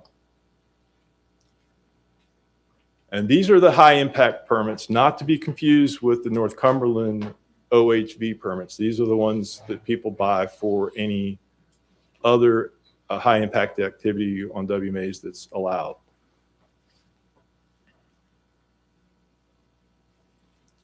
The real foot preservation permit, again, went up substantially because it is catching up to the year 2005. And the rest of these are miscellaneous fees or miscellaneous licenses for a variety of things. across the board here, these all went up the 27 to 29% with some exceptions that didn't go up. And I'll mention those here. For example, this commercial fishing license, row permits that did not go up. This is a relatively new license, so there wouldn't have been a lot of CPI to capture. Plus, we knew when this structure was set up that commercial fishermen may need to buy all three of these in a given year if the water is so erratic that they can't fish predictably where they thought they were going to fish. So we didn't feel that we needed to add to that. And here's the non-resident version of those same licenses. And again, no change to those row fish permit supplementals. These all went up the flat rate. Get near the end. These are more commercial licenses. Exhibit licenses. Falconry. There's that taxidermist fur buyer. That 122 amount just covered the taxidermist at this time. So we're the 157 will cover both now. And here's the hunter education card. And here's that migratory bird permit I was talking about to increase our certification. And lastly, these are the resident guide licenses. They went up to 28, 29%.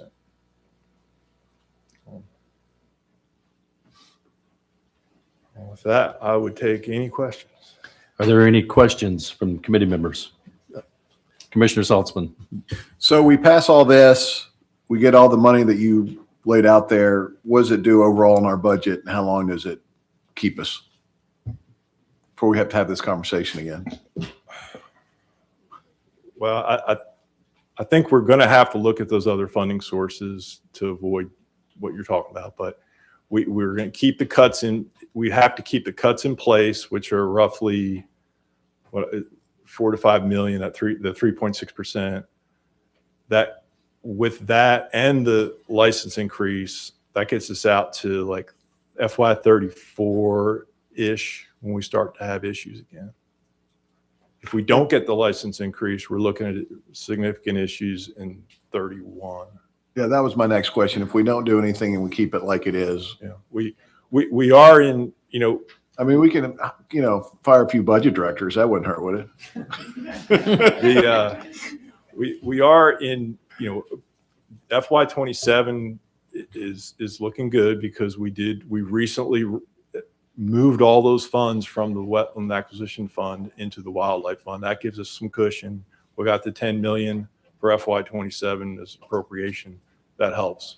But what we're looking at is over time, the growth on payroll, it goes up every year and it accumulates. It's not that we're I'm not saying we're overpaying people, but just the math over time, it goes up. There's no, yeah. And everything we do goes up in cost too, but just because it's going up in cost doesn't mean we're spending it, because we got a budget limit. We're not going to go beyond what we're saying we're going to spend either, just because the price got higher. But to your question, it buys us needed time, and I think it's an important part of the model we need to continue. And to your point, we haven't raised fees since 2015, correct? Yes, on hunting and fishing, yeah. And 40% inflation since then. Yes. Has our budget risen 40%? Since I don't have that number in front of me. Yeah, yeah. That's an interesting number. Yeah. What has our budget grown during that process, yeah, without additional funding from hunters license? Obviously, we've grown our customer base, clearly, right? Yeah, we do about 1% growth in income on licenses, but you know, we had some really good years that also carried us during COVID. Yeah. We didn't add positions or build things because we had a 20% increase in sales during COVID. We used that money to carry us to where we are today as well. And you said we had 3.6% in cuts for this? As expense. Yeah, as expense. I got it. Yeah. But what have we done in expenses? What have we cut since this became kind of on our radar with the payroll increase? What have we done with attrition? I know we cut that first year, we cut the agents class. We have positions that we still hold that are not filled, and on purpose. We're not filling. There's 20 plus of those. We're rotating our academy class every other year, so we're not going to be recruiting, but every other year to keep that cost down. We've cut buildings that we intended to build.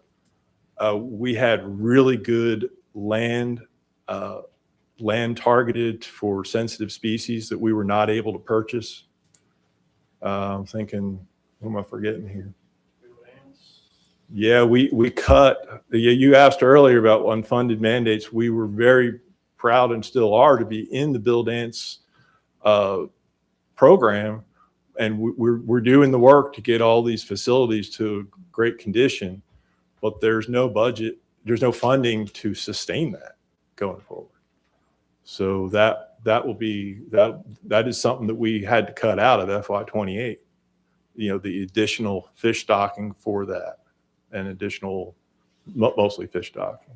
Well, the reason I bring it up is I think it's important to bring it up, and you should talk about it like these are decisions, opportunity costs come, and these are what we haven't done. Mm-hmm. And I love the fact that it's 3.6, but talk about those 3.6.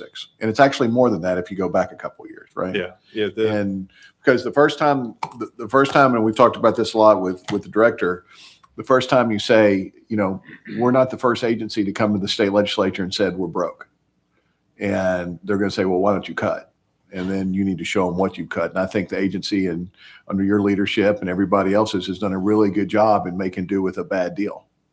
And we need to celebrate the fact that, yeah, we have through attrition, we have through cuts, we have through hard decisions, cut expenses along the way. We're not just still spending. Right. And during those cuts, we've had some opportunity costs along the way, like Bill Dance Lakes. Yeah. And so I think it's important for this commission to talk about that, because if you're downtown, you're like, well, you've got $100-something million. What do you need money for? So I think as you make your presentations, as we talk about this, you got to talk about the opportunity costs and what we've done. And I think we are such a happy group over in the budget department. You take it and smile and figure it out. Well, and I think we can do more than that. I think if you interviewed our division chiefs, they could. I don't have the depth anymore to know how it hits them on the ground, but Colonel Grandstaff shared at our budget committee meeting how it's affecting officers on the ground. There's similar restrictions on the fisheries program, on the wildlife program. So and the biodiversity program. So there's a lot more ideas than money. There's a lot more things that should be getting done that aren't getting done. The maintenance alone is going to swallow us at some point. And we're deferring it this year. Well, we'll still do. We don't have any line items. There's all the hatchery stuff that you see. We're asking for help for 28. If we don't get that help, and we decide to do that, then we're not doing something else to the tune of, what was that, $7 million or so. Well, I think I mentioned this maybe in a commission meeting before. We've got two appropriators in Congress. One of them is chairman of the Energy and Water Subcommittee. Can they have an appropriation specifically to they can do appropriations for the state, and can they do it specifically for hatcheries? I don't know the answer to that question, but I might ask council or to put that on the legislative affairs team or the council's team to talk about having a direct appropriations from the U.S. Congress on the hatcheries. I think that falls under that guideline, but I don't know for a fact. And thank you, Chris. Thank you. Commissioner Torbett? I won't talk as long as Chip. Well, Stan's not here. I got to make it up. And Monty's not here either. I got a lot to cover. That's good. No, I just sit here and think of a lot of stuff, and I think about a lot of us are businessmen and women, and I think even the legislators, they have businesses, and when their supplies go up and gas goes up and everything goes up, what do they have to do?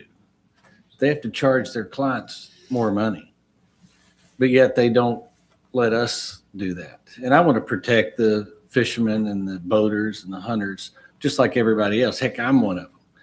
But on the sportsman license, I think I paid $165. It's going to $185. And I would have no problem if it went to $200, $199, $200, because we offer a great product in the state of Tennessee. And to your point about inflation, I think my math was 44%. We keep saying 40. I thought it was 44% since 2015, and we haven't raised any of our fees. But I am curious why the lifetime licenses are just going up 12 if everything else is going up higher.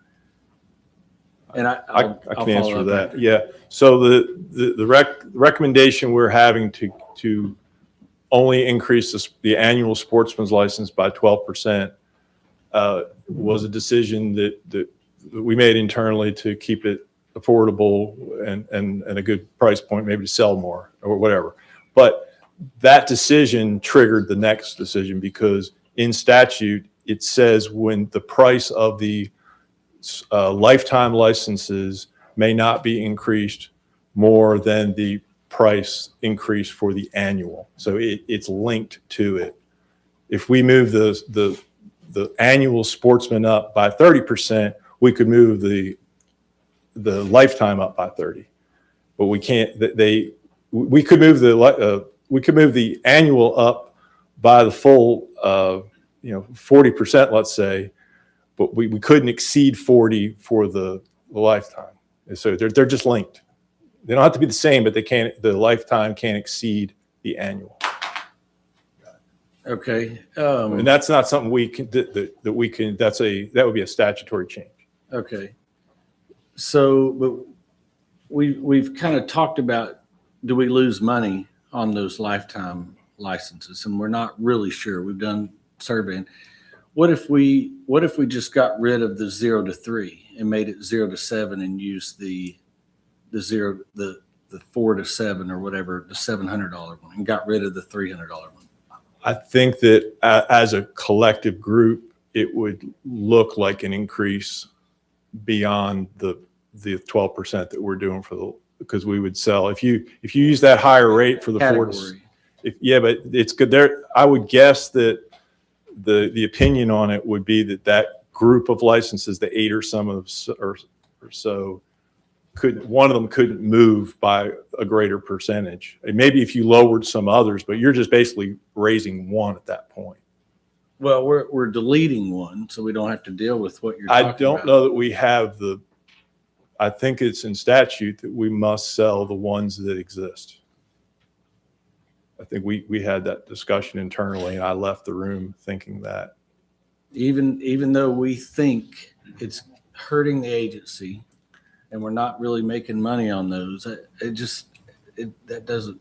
If that was the will of the commission to pursue that, I think we would have to ask for legislation to change to fix that. Well, I had one legislator, I won't mention any names. He said, you guys ought to double those. And we won't have a problem with it. Tori, are you looking that up in statute?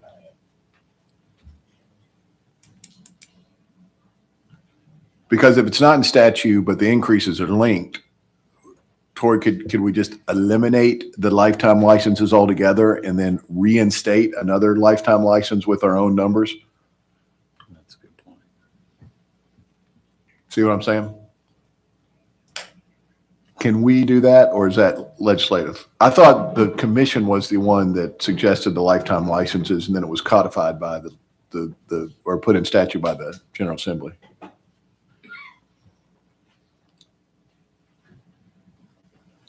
And does it also fall under, can we do it for 1 year? Because we can change license fees. Oh, I see what you're saying. Yeah, for 1 year.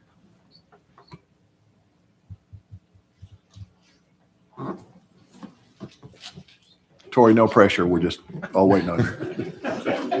Where's the music? I'm sure we had this conversation before.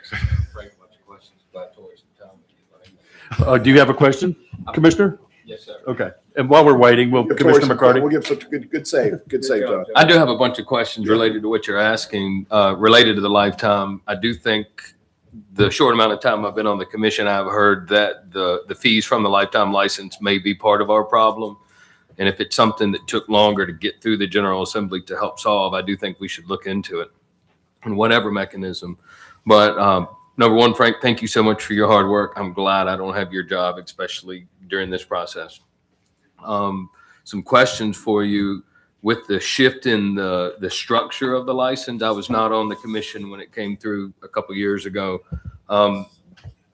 The models that you've run on the way people will buy a license different. How comfortable are we that this is actually going to be a positive impact?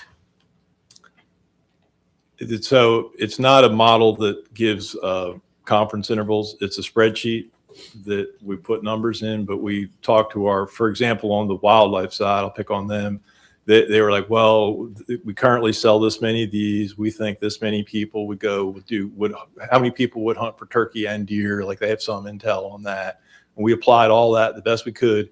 We used the FY24 numbers of sales because that's the first year after a while where things settle down and like a more predictable, it doesn't really matter how many it does, but the distribution seemed right. And if we couldn't use FY25 to update it because everyone ran out and bought licenses before they went up. So it was not a fair picture.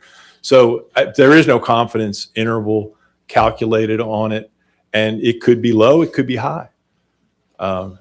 We don't know until people behave the way we thought they were going to behave, but they may not. The new structure will give us better information overall. We just don't know how to. Well, yeah, we'll know what happened. We'll be able to do an analysis of what happened afterwards. But that won't help us today. Looking at it from the average hunter hunting, by their hunting fishing license, they would buy, if they're an avid deer hunter and a duck hunter, doing the math, it looks like they've been about $169 if they didn't buy the sportsman's license. They bought them individually. But now if they buy the hunt and fish and deer, turkey, and duck, they'll be $168. So there will definitely be some people that whatever their combination they would normally buy might actually come out even better or about the same. Right. There's a lot of that mixed into it because, again, we're changing the structure. I mean, the only way to be really be more confident in it would be to have come in with a recommendation to raise everything X%, and we would assume that people behave exactly. I mean, this is kind of one of those courageous moments in the agency to try something new, and we're hoping for at least what we predict would happen. Okay, that was my easy question for you. Now All get right. into the hard questions. I was not even aware there was a native non-resident license till a couple weeks ago when I was doing some research. Do we have any change on that fee? We do not. Because it looks like it's like only $3 more expensive than the old sportsman's license. Well, my understanding is they would have to pay the rate of the day for that license that they're buying. I don't know why we have that. Is that a Tory question, or how did we get there? That was the interest of the General Assembly to welcome back native sons, so to speak. Like if you've got somebody child coming back from college and they lost their residency, and it just felt wrong for them to not be eligible. They're really Tennesseans. We want to help them. So that I don't was feel that good. bad for them. I would think that maybe like halfway between a resident and a non-resident, maybe where we ought to fall. I think it looks like it was $3 more the way I saw it on the website. I'm not exactly familiar with what you're looking at on that. But I just know that they are offered an opportunity to buy. And it does look complicated. You have to fill a form out and send it in. You just can't buy it online. So maybe there's not a lot of people buying it. And it's probably not worth the discussion if everybody listened to this aspect. But there are a lot of states that have gone up drastically in their non-resident fees. Being that I live so close to Mississippi and hunt Mississippi, I'm well aware of their impacts. I've been spending about $400 a year, and it's going to $600 a year. They're doing a very good job of taxing the people that don't pay all their other taxes that live down there. And I do think that if there's anybody that we should charge more, it should be in that direction. more than just the residents. But obviously, if there's a way to get this native non-resident kind of halfway between, I think I would love for us to look at some of those options. And it sounds like it may be more of a Tory question as well. Yeah, I'll have to look and see which rule that would be in, if that would be associated with this one or not.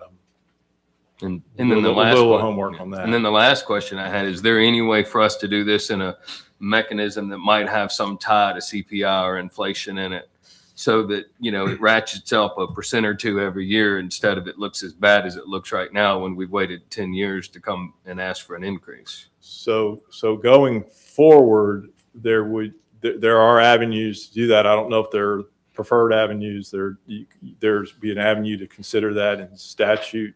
You already have the ability as a commission to increase with CPI annually, but if you want it automatic, the law would have to be changed. If someone's sitting there thinking, well, why go up so much? Why catch up on 10 years or 11 years all at once? Why not go half and go half 2 years from now? Well, the way the law is written, if we go up at all, it resets our CPI estimate, and we start at 0 again. So we lose whatever we lose the ability to collect that, which we don't get in the motion to get it. So we get one crack at it, where you lose it. Hopefully I bought Tori enough time with all those questions. Well, we still need some streaming music from Jeopardy, and we don't have that, so we're going to take a quick break. I think we need And Daniel. we'll be right back. All right, I'll take a break.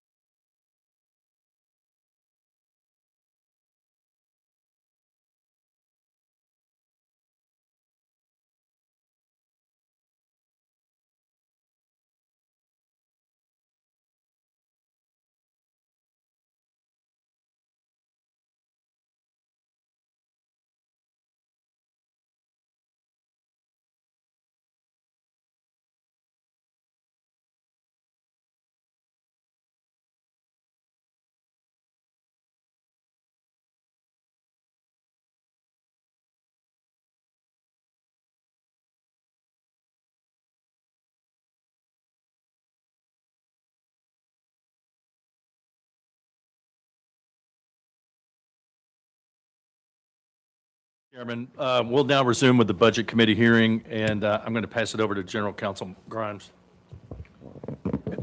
Okay, there's three questions. The lifetime license is a creature of statute. It establishes the license in and of itself, but it does not establish the age windows in which are now promulgated in rule. That is totally the discretion of the commission. Currently, those age categories are under 3, you see me put my glasses on my head to see it. Under 13 who have been adopted, that's relatively new legislation. Applicants 3 years of age but less than 7. Applicants 7 years of age but less than 13. Applicants 13 years of age but less than 51. Applicants 51 but less than 65, and then applicants 65 years of age or older. The only caveat is there is legislation that required us to actually honor an adopted child up to age 13. So that's a little bit of a wrinkle as we look at those price point windows, but the rest of it is totally at the discretion of the commission. But the license itself, it has to be done because it is it's statutory. So in essence, we could get rid of the 0 to 3 and make it 0 to 7 and use the pricing from 7 and below. The 0 to 3, there is a statutory provision that says under 1 has to be honored. So that's another wrinkle.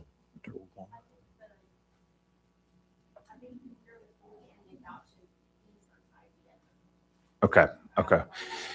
Yeah, there is a provision of 0 to 3 in adoption that we would have to take into account based on that legislation that passes in another section of code. I've got to take that into account. For an adoption? Yeah, the adoption piece is a little different. And I think the Yeah. theory behind that is to recognize I've And that's adopted okay. someone. Yeah. Yeah, keep that one the same. Now, I don't know that we have the math to have y'all kind of do your evaluation on that, but yes, you can do it and we can do it in a rulemaking. Okay. The second question is the native Tennessean license. Native Tennessean license, we could find no reference for that in statute. It does appear, and I do have a historical archive at the office. I can confirm that once I look at the historical rulemaking archive, but I do believe the commission just created that some years ago.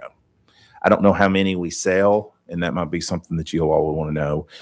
We did not address it in this rulemaking, so I don't believe we can address that particular issue at this rulemaking, but we can certainly do another rulemaking should you want to take up the native Tennessean issue.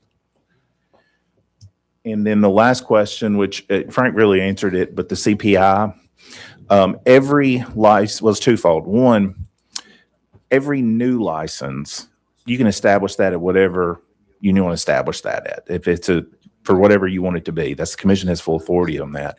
But when you raise those prices have to be tied to the increase in CPI, which is why in this discussion here, I think Frank's math was CPI was around 40%. To Commissioner Torbett's point, I believe that rule didn't actually go into effect until sometime late 2015. And I think when we did the math on that, we literally just put the date in and went from that point. So that could be a couple percentage differences. Yeah, I'm a couple months behind on my board, like looking at the all cities index, because I knew we weren't going to come close to 40 anyway in our request. So I kind of left it. They update that monthly. So just to clarify, what I'm hearing you say is, in the adopted children, we can't change, and that's fine, 3 and under, but we can effectively get rid of the 0 to 3 and use the rate that is the 7 and under rate. I think that is certainly something I would want to confirm the last time we raised it. And the reason why I say that is we did lifetime license. We upgraded those prices in 2019 or 20. We upgraded the 0 to 3 in 2021 because it was only $200 and we wanted to get $80 worth of $4 privilege to count licensed buyers for 80 years. So that gets to 4 times 80 is 320. That increased our certification rate for selling that. And that was passed through rule and for that purpose, and it got through. But that was, so if we wanted to go up on that one, we wouldn't be. But I'm still thinking I'm following the law that I'm remembering that says you can raise your lifetime license at the rate you're raising your sportsman, your annual. So that to me, even though that was only a few years ago, I still think you can look to the sportsman annual CPI range and use it because that's what the law says. So 12 would be within the range that's allowable for the sportsman, and it's the same as what we would propose for the lifetime package. And if you look at the lifetime package and you were going to raise it by 12, and now you're going to take one of them out, I don't know how that math is supposed to be done standing here. So if my memory was, we were only looking at 12% on the sportsman, and because inflation had increased more than 12%, we really didn't have to get into that math from 21 until the time we were looking at it. Now, we probably would need to be careful about that because in order to approve the rule, once you all approve the rule and it goes to the AG's office, they will want me to provide all the math so they can double check the CPI.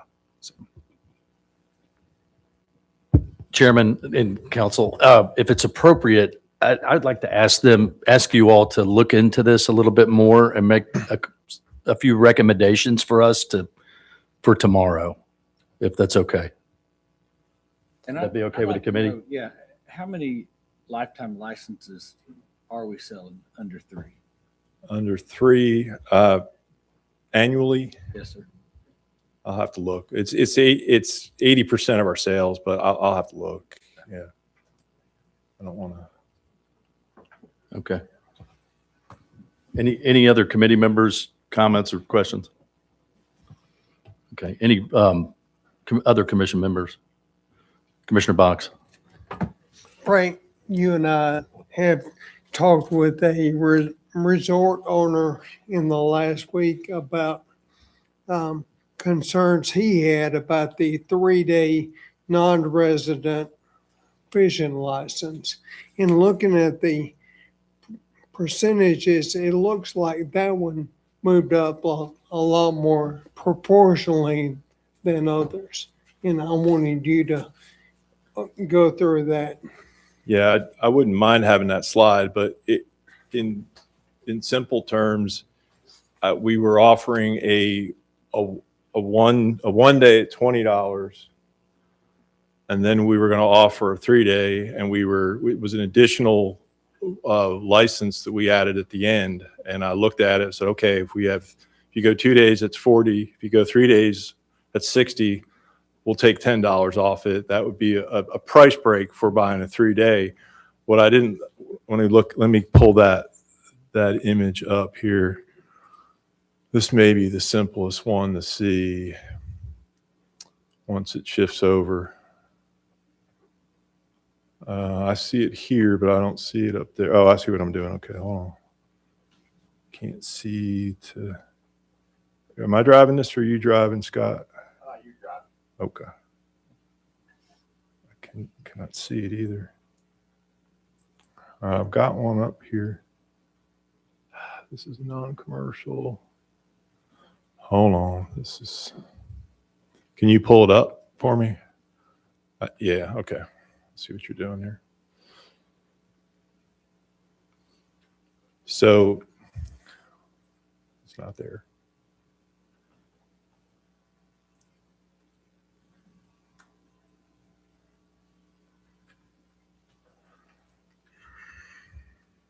All right. Well, I'm glad to see you're having the same trouble that I'm having. Can we ask Tori questions while we wait? Sure. So I'll walk you through it here.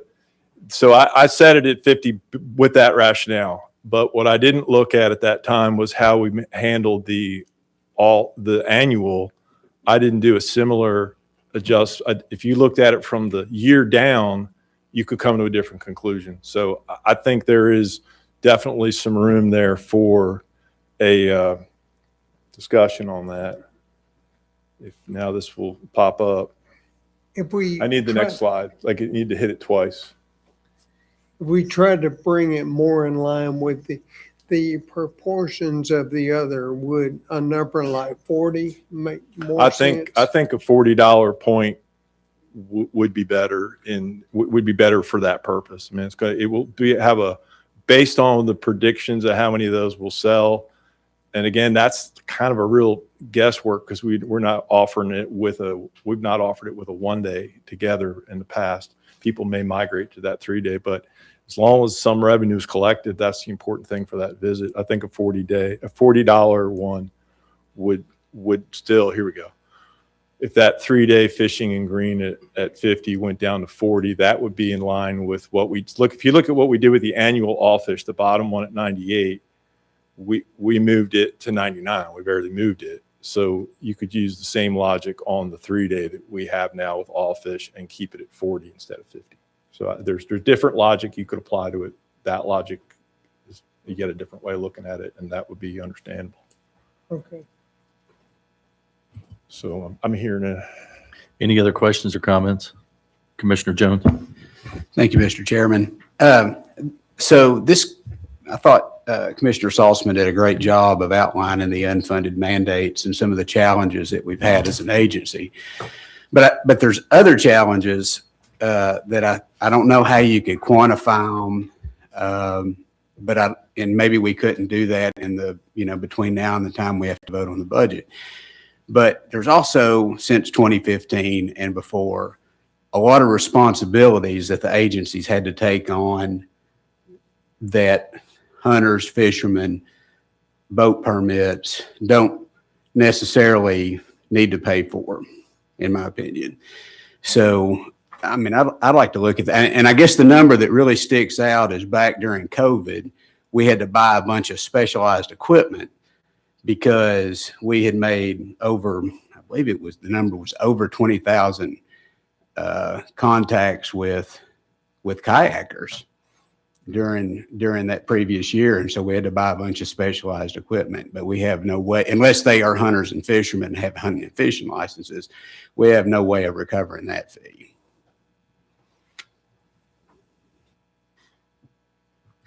Chairman Davenport? Thank you, Chairman. I would support the $40 3 day. I think it just makes sense regardless if someone had brought it to our attention or not. I would just ask the committee if they would like to give Frank some direction on what he brings tomorrow for the commission to approve, because if the committee has a recommendation to take it to 40 and Frank brings it at 40, we don't have to have an amendment tomorrow. So just a question for the committee.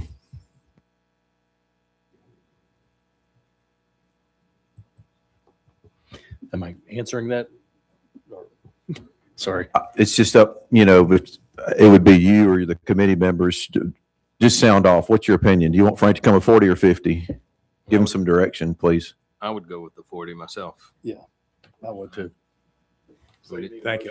I'll make that change for tomorrow's. Yeah, I don't think we can vote on this. No. I think I'm supposed to be listening and saying, I better bring 40 tomorrow. That's it. Yeah. Anybody else? Any other commissioners? Well, thank you, Director. This concludes the Budget Committee hearing, and I will pass it back over to you, Chairman Davenport. Thank you all. Thank you, Chairman Devaney, Vice Chairman Devaney. I hope the public appreciates that spirited debate and comments, and clearly understands the commitment this commission has to providing value, making wise decisions, but also what we've been burdened with. I mean, to Commissioner Saltzman's points, I think he articulated it very well. You got $100, you go to the grocery and somebody comes by and puts $40 worth of food in your basket and you got to buy it for them. What are you going to tell them? Get your food out of my basket, right? So we don't have that luxury. Moving on, I think that completes our agenda, but before we adjourn, I'd like to ask if there's any public comments. We've got some folks signed up to speak. The first is Mr. Philip Gent with the Tennessee Falconers Association. Please come to the podium, state your name and location. No, right here, excuse me, the microphone. And we have a 3-minute rule, but we're not hard and fast on enforcement. Thank you, Mr. Gent.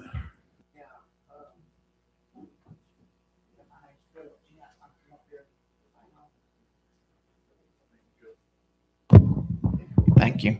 Yeah, my name is Philip Gent. I'm from up here in northern Sumner County. I'm the new Tennessee Falconers Association president. So I just wanted to come down here and introduce myself. So I know I'll be working with Mr. Torrey here quite a bit, and I wanted to make sure I met you today, and that's why I'm here. So I do love falconry, and I hope it grows. I know the numbers aren't very big, maybe 90 active members or active falconers in the state. So we'll see what we'll do the next couple of years. And also know that Mike Jones, he was the former president. He was a very good speaker. I'm not that guy, so y'all have to bear with me. That Mr. Frank, he about put us all to sleep in here, I think. Where's he at? But thank y'all for your time today. It's nice to meet you, sir. One word on that. You'll get used to that. Just keep coming around. It'll happen every month. Mr. Fred Walker with Antique Firearms. Hello, Fred Walker, Maryville, Tennessee. After the April meeting, I finally got the survey from the Tennessee Wildlife Federation, and it was very interesting to me. And I want to throw you out some figures from that if you've not looked at it the way that I've looked at it.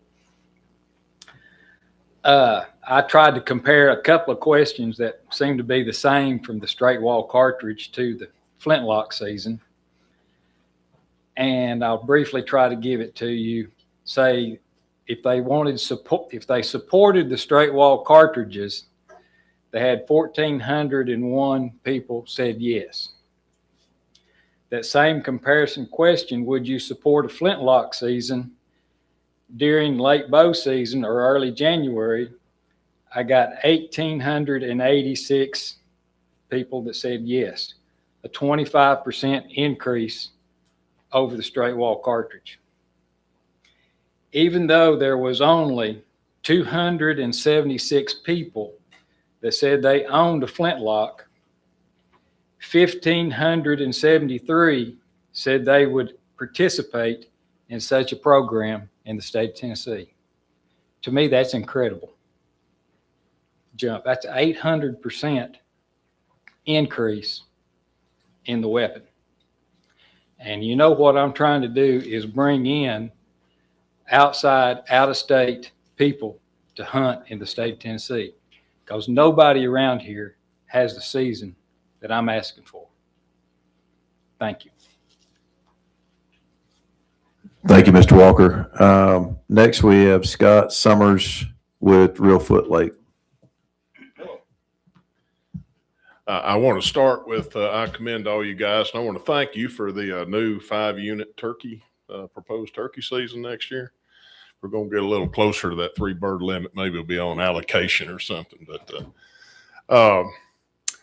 I wanted to say thank you to the TWRA. I had the privilege of going from one end of the state to the other in the last 2 weeks. And man, what y'all did at Green Cove Pond, at Tellico, man, if y'all hadn't seen it, it's really unbelievable what they did up there. So it's fabulous. What I want to do, Reelfoot Lake, it's a unique piece. It's like stirring a hornet's nest. I realized that.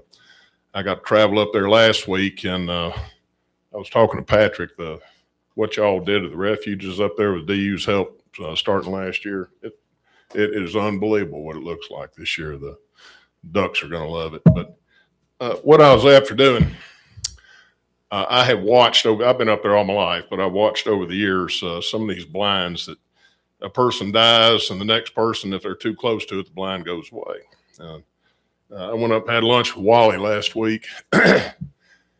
this discussion's already come up, and there have been instances where this has occurred where a blind could be moved and it'll offend them, but it'll still be in the 200-yard limit. And there are ways to do this, but I've watched 3 blinds go away that are just killer blinds. And with the new proposals coming up in 2028 for the guide blinds on the lake, the public's going to say you're taking away our opportunities. I propose that we form a little committee. I mean, I've talked to Patrick. I want to meet Chase, Commissioner Box. I mean, we have talked about this, and there might be an opportunity to bring these blinds back by just moving them a little bit and stay within the regulations and the boundaries that are set up there. But what you're taking away, I think you could bring back just as well. And I only know of 5 blinds. I don't hunt the whole lake, but I think if you were to form a committee and we get Chase on board with this too, Jason, you've been up there for a long time, but I think if we could form some sort of committee, there would be an option for the public to, I mean, really get some good blinds back where they would infer that you're taking away, putting into the guidelines. So I'm going to do a little homework, and I'll get with you. I'll get with all you guys, and we'll report back, and that's all I got to say. So I think y'all do a fabulous job, though, but thank you. We appreciate your kind words very much. I've been duck hunting for 30 years, and I would say anything we're going to change related to a duck hunter needs to be well thought out. That's my only advice for you. So. It's not going to be just my idea. Any other comments from the commission? I will entertain a motion to adjourn. So moved.